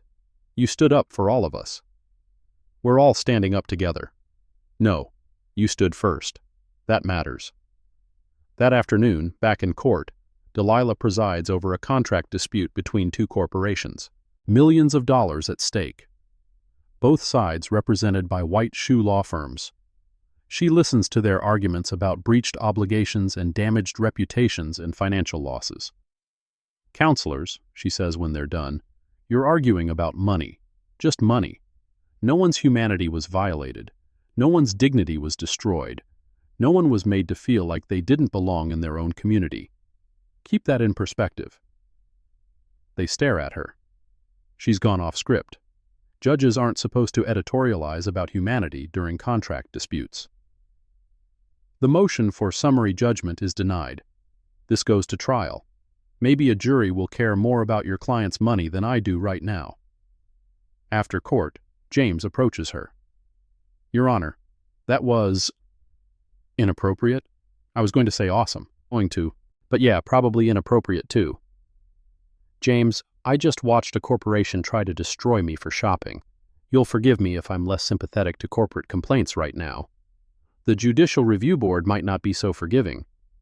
Let them review. I applied the law correctly. The motion didn't meet the standard for summary judgment. My personal opinions, however obvious, don't change that." That evening, the first Meridian Lux trial begins. Not criminal. That will take months. This is a bail hearing for Ivory Sterling. Delilah watches from the gallery. She can't preside, obviously, but she can observe. Ivory's lawyer argues she's not a flight risk. Ties to the community, productive member of society, no prior record. The prosecutor, not Sarah, but one of her colleagues, responds with facts. "Your Honor, Ms. Sterling oversaw a criminal conspiracy that victimized hundreds of women. She personally directed the planting of evidence. She destroyed lives for profit. She's facing 40 years in federal prison. If that's not a flight risk, nothing is." The judge, Roberto Chen, Delilah's colleague, sets bail at $2 million. Ivory gasps. Her lawyer objects. "Counselor," Judge Chen says, Your client participated in what amounts to economic terrorism against black women. 2 million is generous. Next defendant. Mason Archer. His public defender tries. Mr. Archer was just following orders. The Nuremberg defense? Judge Chen interrupts. Really? Denied. Bail set at 1 million. Captain Gray. Your Honor, Captain Gray is a decorated officer who used his position to facilitate crimes. 3 million bail and surrender his passport. One by one they're processed. The foot soldiers get lower bail. The ringleaders get higher. But they all get something. They all face consequences. After court, Delilah runs into Roberto Chen in the parking garage. Delilah, he says, how are you holding up? I'm fine. No, you're not. You're angry. And you should be. I'm a judge. I don't get to be angry. You're a human being who was criminally assaulted for shopping. You get to be angry. Just don't let it consume you. It won't. It might. I've seen what cases like this do to people. The scrutiny, the pressure, the constant reliving of trauma. Take care of yourself. I will. But she won't. She knows she won't. She'll throw herself into this case like she's thrown herself into everything else, completely, without reservation, until justice is done or she breaks trying. When systemic racism meets systematic justice, the whole system shakes, and Judge Delilah Raven is about to shake it to its foundation. Keep watching. 3 weeks pass. The investigation expands. FBI agents find evidence in Stone's files of similar operations in 12 other states. The Department of Justice announces a nationwide probe into retail discrimination. 47 major retailers announce voluntary changes to their security policies. Delilah continues her regular docket, but recuses herself from anything touching the case, which is more than she expected. Covington Retail Group's tentacles spread everywhere. They own shopping centers, apartments, commercial real estate, all of it now under federal scrutiny. Then comes the deposition. Delilah sits in a conference room, court reporter ready, video camera recording. Across from her, 5 defense attorneys, including Reginald Stark, the kind of lawyer who bills $2,000 an hour and earns every penny by being absolutely ruthless. State your name for the record, Stark begins. Delilah Raven. Your occupation? United States District Judge for the Southern District of Florida. How long have you held this position? 4 years. And before that? Assistant United States Attorney for 10 years. So you're familiar with criminal law? Extensively. And civil rights law? Yes. Have you ever filed a civil rights complaint before? No. Have you ever been accused of shoplifting before? No. Have you ever been asked to leave a store before? Yes. Stark's eyes sharpen. When? Multiple times throughout my life, starting when I was 16 and shopping for a prom dress. Most recently 6 months ago at a jewelry store in Coral Gables. Did you file complaints those times? No. Why not? Because I didn't have evidence. Because I was young and scared. Because I was told it was just how things were. Because I had internalized the lie that being followed through stores was just part of being black. But this time was different? This time I recorded everything. This time they crossed the line from discrimination to criminal conduct. This time they picked the wrong person on the wrong day. You went to Meridian Lux intending to cause trouble, didn't you? I went to Meridian Lux intending to buy a handbag. But you knew about their reputation? What reputation? That they were selective about their clientele. You mean racist? I didn't say that. Then what are you saying? Stark shuffles papers. Judge Raven, you make $220,000 a year, correct? Around that. That's public record. So Meridian Lux could have easily looked up your ability to afford their merchandise. If they'd bothered to check. Instead, they looked at my skin and made assumptions.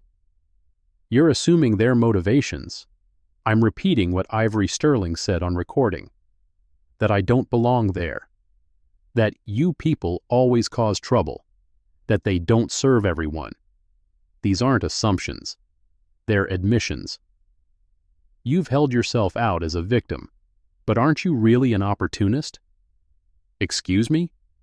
You saw a chance to make headlines, advance your career, maybe angle for a higher appointment. Ben Harrison objects. Counsel is badgering the witness. I'm exploring motive. You're making accusations without foundation. Delilah raises her hand. It's fine, Ben. Let him ask. She turns to Stark. You think I wanted this? You think I wanted to be known as the judge who was racially profiled? You think I wanted my name in every paper, my face on every news channel, my life under a microscope? I was perfectly happy being an anonymous judge handling normal cases. Your clients took that from me. They made me a symbol when all I wanted to be was a customer.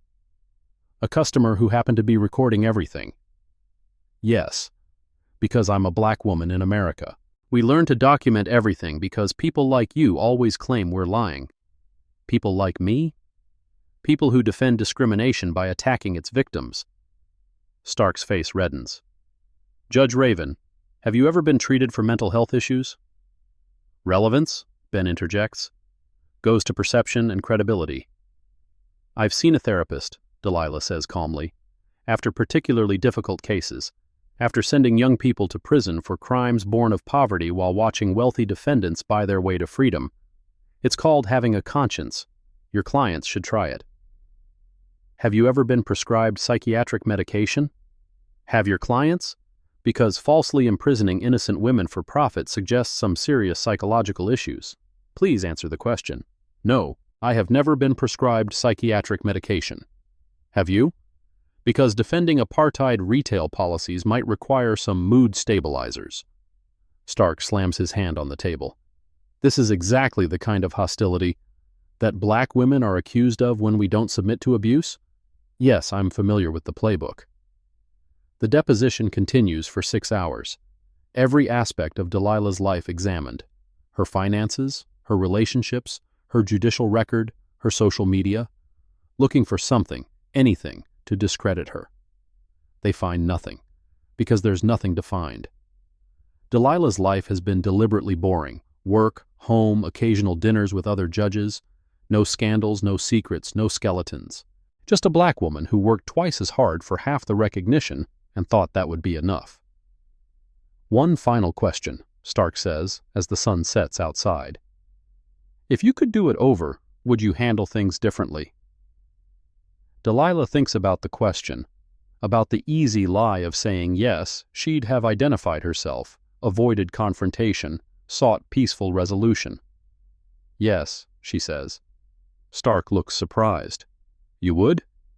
I would have started recording earlier. I would have gotten Willow on video planting the first item, not just the second. I would have made sure every word of Ivory's hatred was captured in perfect audio. I would have documented even more thoroughly the crimes your clients were committing. That's not what I meant. I know what you meant. You meant would I have been a good Negro and accepted discrimination quietly? The answer is no. Not anymore. Never again. The deposition ends. Delilah stands, straightens her suit, walks out with her head high. In the hallway, a crowd has gathered. Other victims, waiting for their depositions. They applaud as she passes.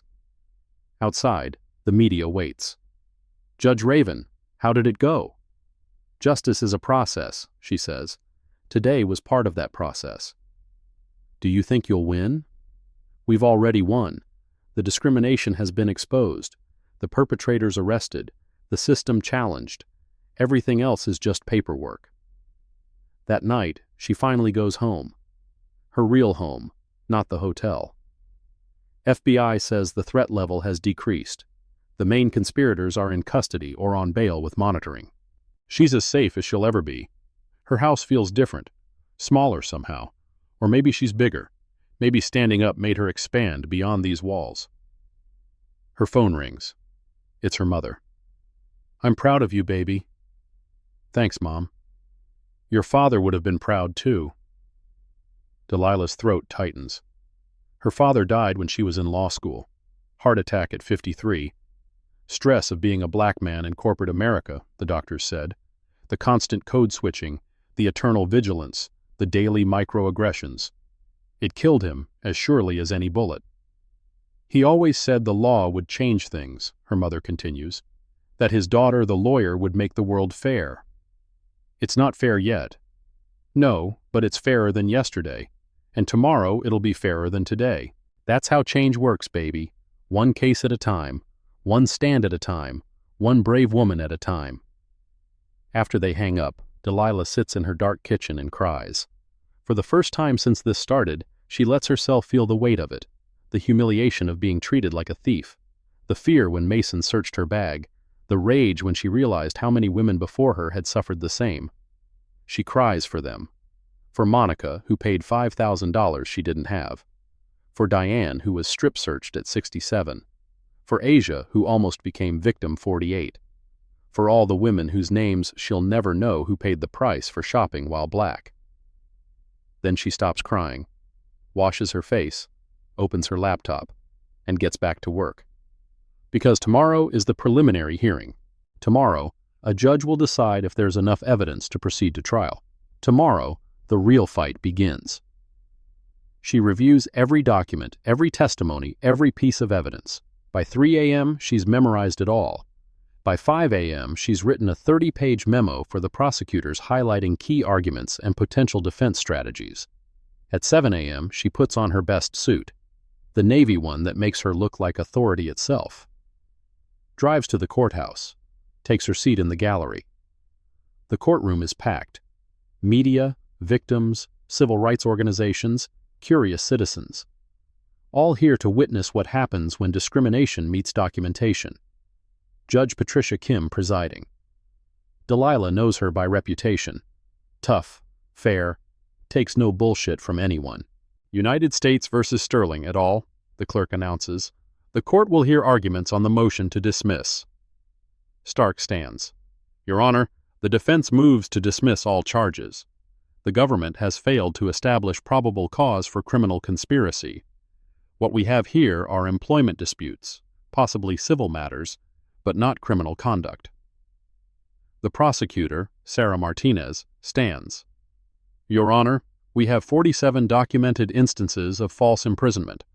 We have financial records showing systematic theft through extortion. We have written communications planning and executing these crimes. This isn't a civil dispute. This is organized crime. Mr. Stark, Judge Kim says, these were loss prevention activities. Aggressive, perhaps. Misguided, certainly, but not criminal. Every retailer has the right to protect their property. By planting evidence? Judge Kim interrupts. I've reviewed the video, Mr. Stark.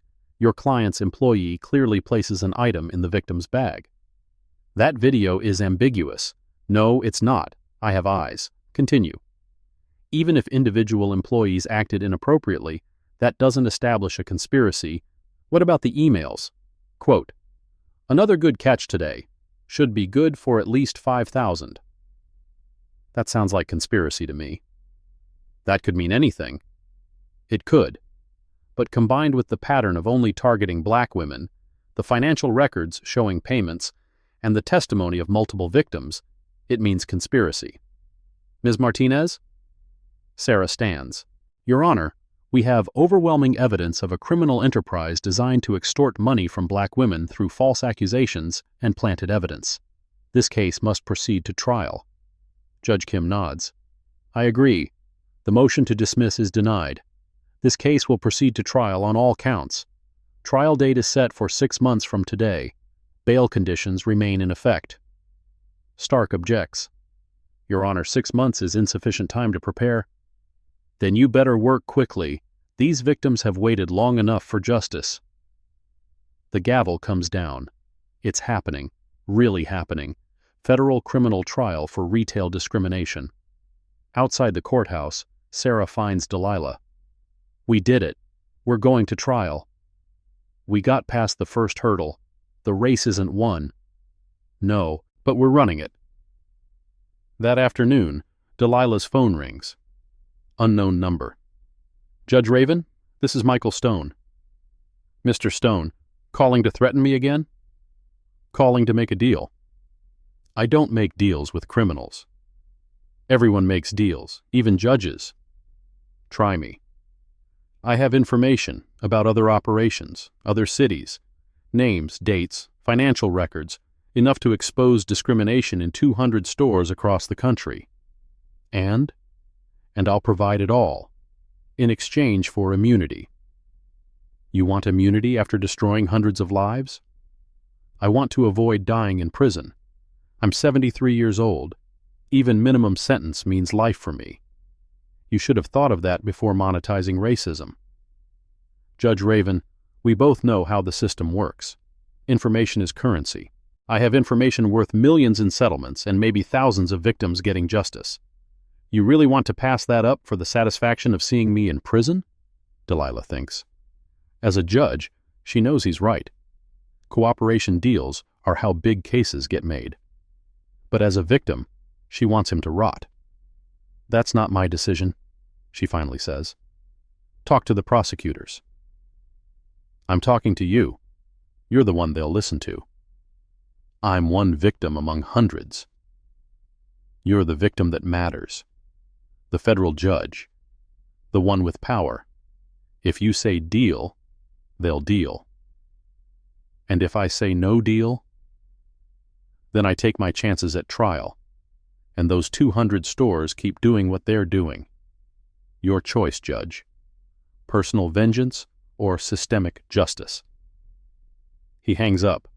Delilah stares at her phone, then calls Sarah. He wants to flip, she tells her. I know, he called us too. What are you going to do? What do you think we should do? I think...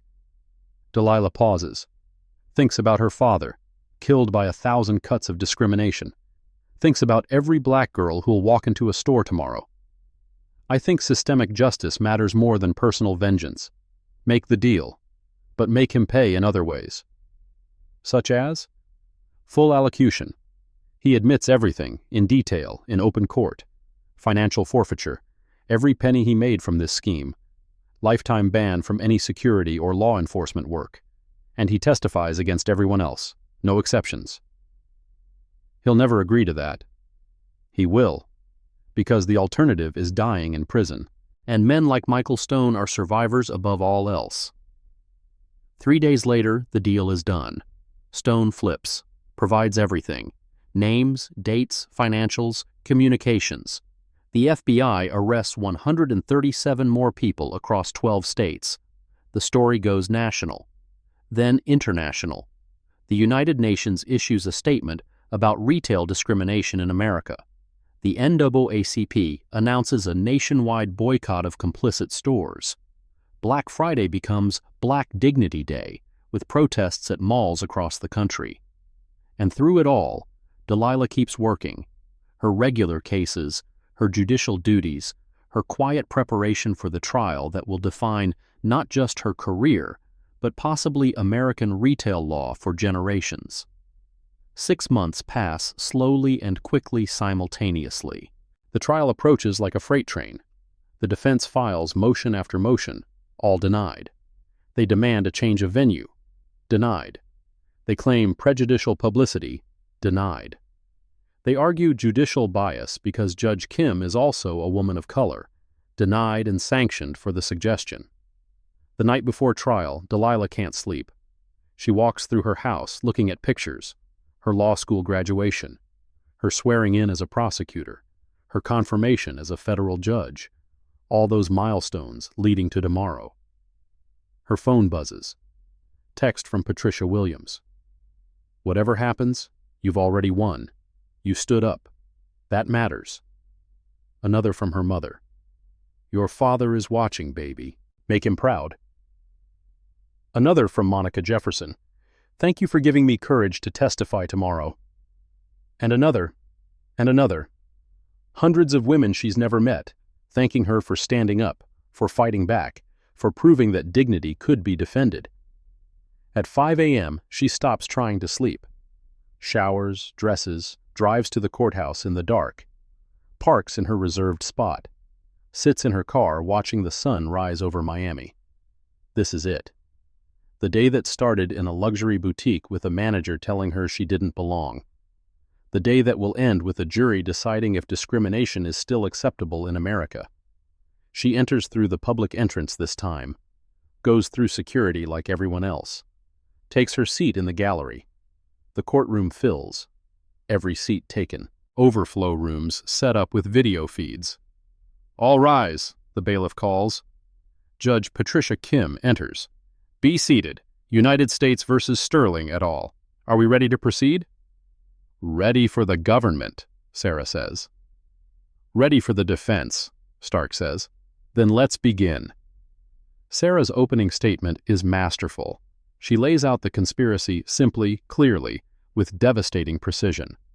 Ladies and gentlemen of the jury, this case is about a simple question.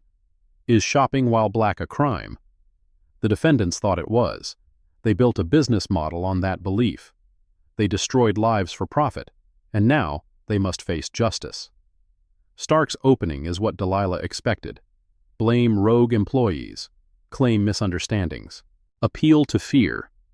Don't retailers have the right to protect themselves? Then the witnesses begin. Monica Jefferson first. She tells her story quietly, with dignity. How they held her for 5 hours. How they threatened her nursing license. How she paid $5,000 she didn't have because she was terrified of losing everything. Stark cross-examines viciously. "Isn't it true you were acting suspiciously?" "I was shopping." "But you were nervous." "A security guard was following me." "Because you were acting suspiciously." "Because I was black." "You can't know that." "I was the only black person in the store, the only one being followed. What else could it be?" Diane Washington next, the 67-year-old grandmother who was strip-searched. She breaks down crying during her testimony. The jury leans forward. Several look angry. "They made me remove my clothes," she says. "In a back room, 3 of them watching, looking for merchandise they knew I didn't take. I've never been so humiliated." Asia testifies about the day Delilah saved her. "If Judge Raven hadn't been there, I'd be victim number 48. They were going to destroy my life for a wallet I didn't steal." Willow Blake takes the stand, immunity deal in place. She admits everything. How they were trained to plant evidence. How they targeted black women specifically. How they had quotas, at least 3 stops per month. "Why?" Sarah asks. "Mr. Stone said black women were easy targets. They'd pay to avoid scandal. They couldn't afford real lawyers. No one would believe them anyway." The jury looks disgusted. Then Captain Gray, also flipped, also testifying for the government. He details the kickback scheme. How local police got a cut of settlements. How they'd ignore complaints against Meridian Lux. How the whole system was designed to protect itself. "We called it the luxury tax," he says. "The price those people paid for shopping where they didn't belong." "Those people?" Sarah presses. "Black people. Black women especially." "Why black women?" "Because they're vulnerable. Society already treats them as suspicious. We just monetize that suspicion." Day 3 of testimony. Delilah takes the stand. Sarah starts gently. "Judge Raven, tell us about December 15th. Delilah tells the story. Every detail. The recording plays. The jury hears Ivory's voice saying, "You don't belong here." They hear Mason's threat. They hear Willow's confession. "How did this make you feel?" Sarah asks. "Like I was nothing. Like my education, my career, my service to this country meant nothing. Like I was just another black woman to be humiliated and discarded. But you're a federal judge. Which should tell you something. If they did this to me, a federal judge, what do they do to women without power?" Stark's cross-examination is brutal. He attacks her motives, her methods, her memory. But Delilah remains calm. She's cross-examined killers and cartel leaders. A corporate lawyer doesn't scare her. "You claim you were just shopping," Stark says. "But weren't you really conducting an investigation?" "I was shopping for a handbag." "Your clients turned it into a crime scene." "You immediately started recording." "Because your client immediately started discriminating." "You could have identified yourself as a judge." "Should I have to show papers to shop?" Is this apartheid South Africa? That's an inflammatory comparison. It's an accurate comparison. A system where people of certain races need special permission to exist in certain spaces. You're being dramatic.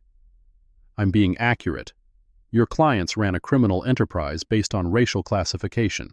That's apartheid, just privatized. Stark tries everything, but Delilah has an answer for everything. Because she's not just telling her story. She's telling the story of every black woman who's ever been followed through a store, ever been asked for extra ID, ever been made to feel like a thief for existing. The defense presents their case.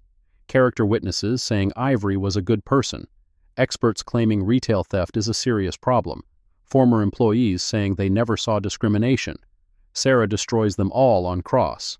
The character witnesses admit they've never seen Ivory interact with black customers. The experts acknowledge that false accusations are also crimes. The former employees reveal they were all white and wouldn't have been targets. Closing arguments. Sarah goes first. This isn't complicated. The defendants targeted black women. They planted evidence. They extorted money. They destroyed lives. They did it systematically, intentionally, and profitably. They turned racism into revenue. That's not just discrimination. That's organized crime. Find them guilty. Stark's closing is passionate but hollow. Don't let emotion override law, he pleads. Don't punish business owners for protecting their property. But the jury isn't buying it. Delilah can see it in their faces. They've heard too much, seen too much. The evidence is overwhelming. The jury deliberates for exactly 3 hours and 17 minutes. Have you reached a verdict? Judge Kim asks. We have, Your Honor. On count 1, conspiracy to violate civil rights. Guilty. On count 2, conspiracy to commit fraud. Guilty.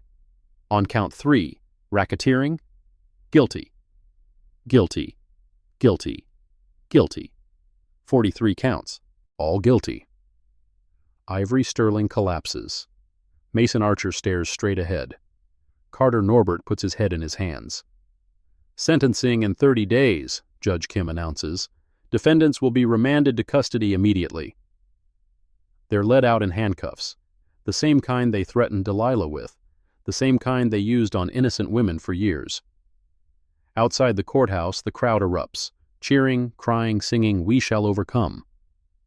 Sarah finds Delilah. We did it. You did it. I just testified. You started it.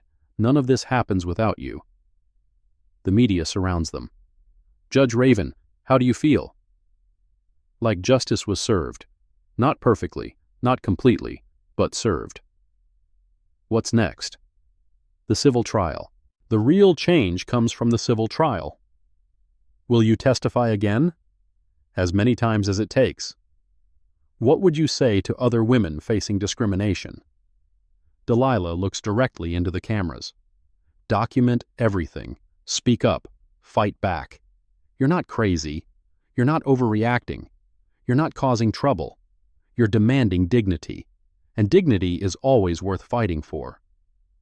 That night, there's a celebration at a hotel ballroom. Victims, supporters, civil rights leaders.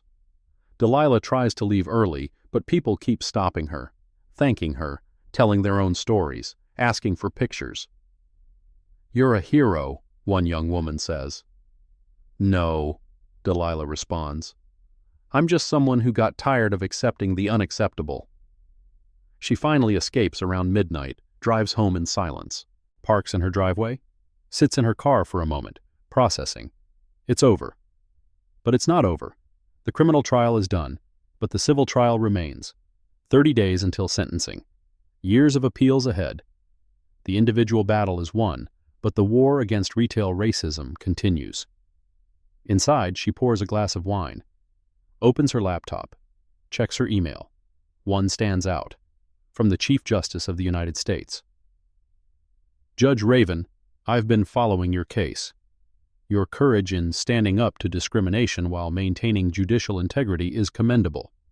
We need more judges like you. Let's discuss your future when this is resolved. Chief Justice Roberts. Her future.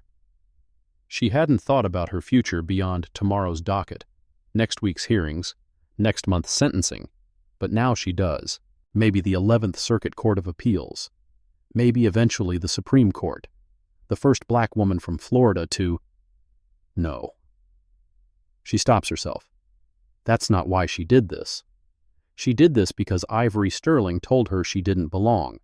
She did this because Mason Archer searched her bag illegally. She did this because Willow Blake planted evidence. She did this because Captain Gray tried to cover it up. She did this because Michael Stone turned racism into profit. She did this because 47 women before her suffered in silence. She did this because thousands of women after her deserved better. Her phone rings. Her mother. You did it, baby. We did it, Mom. Your father would be so proud. I know. What now? Now? Now we make sure it never happens again. That's a big job. I'm a federal judge. Big jobs are what we do. 30 days later, sentencing. Delilah sits in the gallery again, surrounded by victims. Judge Kim speaks. Ivory Sterling, you are sentenced to 15 years federal prison. Mason Archer, 12 years. Carter Norbert, 8 years. Willow Blake, 2 years probation with community service. The lightest sentence for the earliest cooperator. Michael Stone, despite his cooperation, gets 20 years. At 73, it's effectively life. Captain Gray gets 18 years. The others get various sentences from probation to a decade. This court also orders full restitution to all victims, the exact amount to be determined in civil proceedings, but estimated at no less than $50 million. It's done. They're going to prison. Not for as long as Delilah might have wanted, but longer than they ever imagined when they were destroying black women's lives for profit. Outside, the media asks, "Are you satisfied with the sentences?" I'm satisfied that there were sentences at all. Usually, discrimination doesn't even make it to court. What's your message to corporate America? Simple. Discrimination is expensive, in settlements, in reputation, and now in prison time. Treat all customers with dignity or face the consequences. 6 months later, the civil trial. Delilah testifies again. This time, the jury awards $150 million in compensatory damages and $500 million in punitive damages. Covington Retail Group declares bankruptcy within a week. Meridian Lux closes all stores. Sentinel Protection Services loses every contract. The individual defendants lose everything: homes, savings, reputations. But more importantly, Congress passes the Retail Equality Act, making discrimination in retail settings a specific federal crime with mandatory minimums. They call it Delilah's Law informally. The Department of Justice creates a new division specifically for retail discrimination. The EEOC expands its oversight to include consumer-facing discrimination, not just employment. Major retailers nationwide implement new training, new policies, new oversight, not because they suddenly developed consciences, but because they fear the consequences. And Delilah? She returns to her courtroom, continues her work. But now, when she enters, everyone knows her story. The judge who stood up, the judge who fought back, the judge who proved that justice isn't just an ideal, but an achievable goal if you're willing to fight for it. 1 year later, she's nominated to the 11th Circuit Court of Appeals. During confirmation hearings, a senator asks, "Judge Raven, some say you're too personally involved in civil rights issues to be impartial. How do you respond?" "Senator, I've experienced discrimination firsthand. That doesn't make me less qualified to judge fairly. It makes me more qualified to recognize injustice when I see it. The law isn't abstract to me, it's personal, it's real. It's the difference between dignity and humiliation, between freedom and oppression. I've lived that difference, and that experience will make me a better appellate judge, not a worse one." She's confirmed 98-2. 2 years later, she's giving a speech at Harvard Law School, her alma mater, standing where she once sat as a student, dreaming of changing the world. "You'll face discrimination," she tells the students, in stores, in courtrooms, in life. People will tell you that you don't belong, that you're too black, too female, too different, too much. When that happens, and it will happen, remember this: you don't need their permission to exist. You don't need their approval to excel. You don't need their validation to matter. All you need is the courage to stand up, the wisdom to document everything, and the persistence to fight until justice is done. A student raises her hand. Judge Raven, would you do it all again? Knowing what you'd go through? Delilah thinks about the death threats, the depositions, the character assassination attempts, the months of stress, the loss of her anonymity, the weight of becoming a symbol when she just wanted to be a customer. Yes, she says simply. Because every black woman who shops freely today, without fear of false arrest or planted evidence, makes it worth it. Every girl who grows up knowing she belongs everywhere makes it worth it. Every victory against discrimination, no matter how small, makes it worth it. But you paid such a high price. No, the price was paid by Monica Jefferson and Diane Washington and Asia, and hundreds of women whose names we'll never know. They paid with their dignity, their money, their trauma. I just paid with my time and my privacy. That's a bargain compared to what they lost. After the speech, a young black woman approaches her. Judge Raven, I was shopping at Nordstrom last week. The security guard started following me. I pulled out my phone, started recording, and said loud enough for him to hear. I know my rights. Judge Delilah Raven taught me. He backed off immediately. Good, Delilah says. That's how change happens. One confrontation at a time. One woman refusing to be victimized at a time. Thank you for teaching us we don't have to accept it. Thank yourself for learning the lesson. 5 years after the incident at Meridian Lux, Delilah sits in her appellate court chambers. She's reviewing a case about employment discrimination. The lower court dismissed it for failure to state a claim. She writes in her opinion, discrimination doesn't always announce itself. It doesn't wear a sign saying, I'm racist. It hides behind policies, procedures, and plausible deniability. But its impact is real, measurable, and actionable. The lower court's dismissal is reversed. This case will proceed to trial. Her phone buzzes. Text from her mother. Saw another store got sued for discrimination today. Used your case as precedent. You changed the world, baby. Not the world, Delilah texts back. Just made it a little less comfortable for racists. That's still change. It's a start. That evening, driving home, she passes the mall where Meridian Lux used to be. The store is something else now, a community center offering legal aid to discrimination victims. They named it the Raven Justice Center. She parks, walks in.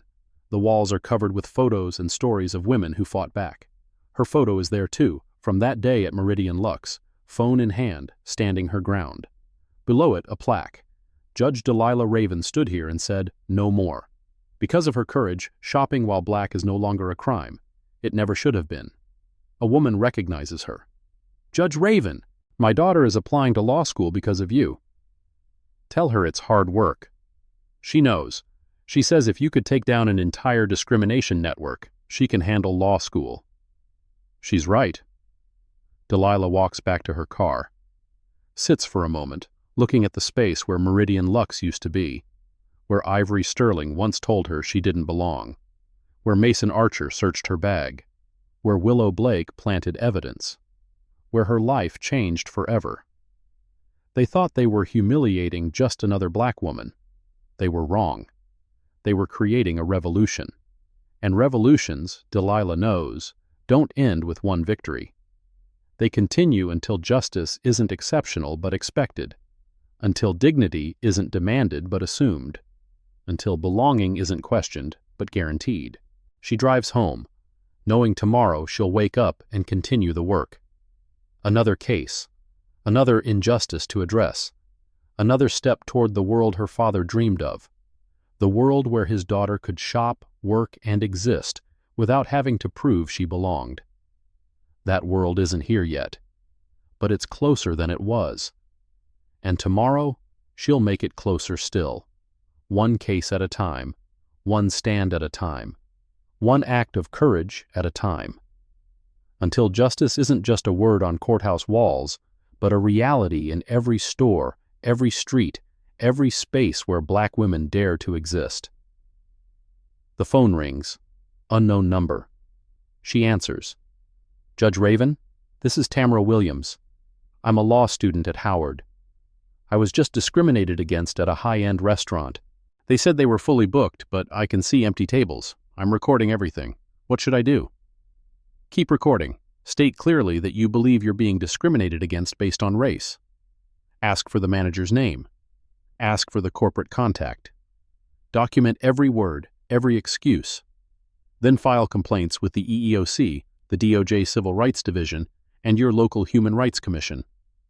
And if you need a lawyer, call the Raven Justice Center. They'll help for free. Thank you, Judge, for everything, for showing us we can fight back. You always could fight back. I just reminded you that you should. After she hangs up, Delilah smiles. Another warrior in the making. Another woman who won't accept discrimination. Another crack in the wall of systemic racism. She pulls into her driveway. Home. Safe. Victorious, but still vigilant. Because the work is never done. The fight is never over. Justice is never permanent. But tonight, she'll rest. Tomorrow, she'll rise and fight again. And every day after that, until shopping while Black isn't a crime but a right. Until existing while Black isn't suspicious but normal. Until justice while Black isn't exceptional but expected. That's the world she's building, one case at a time, one verdict at a time, one defiant Black woman at a time. The revolution continues.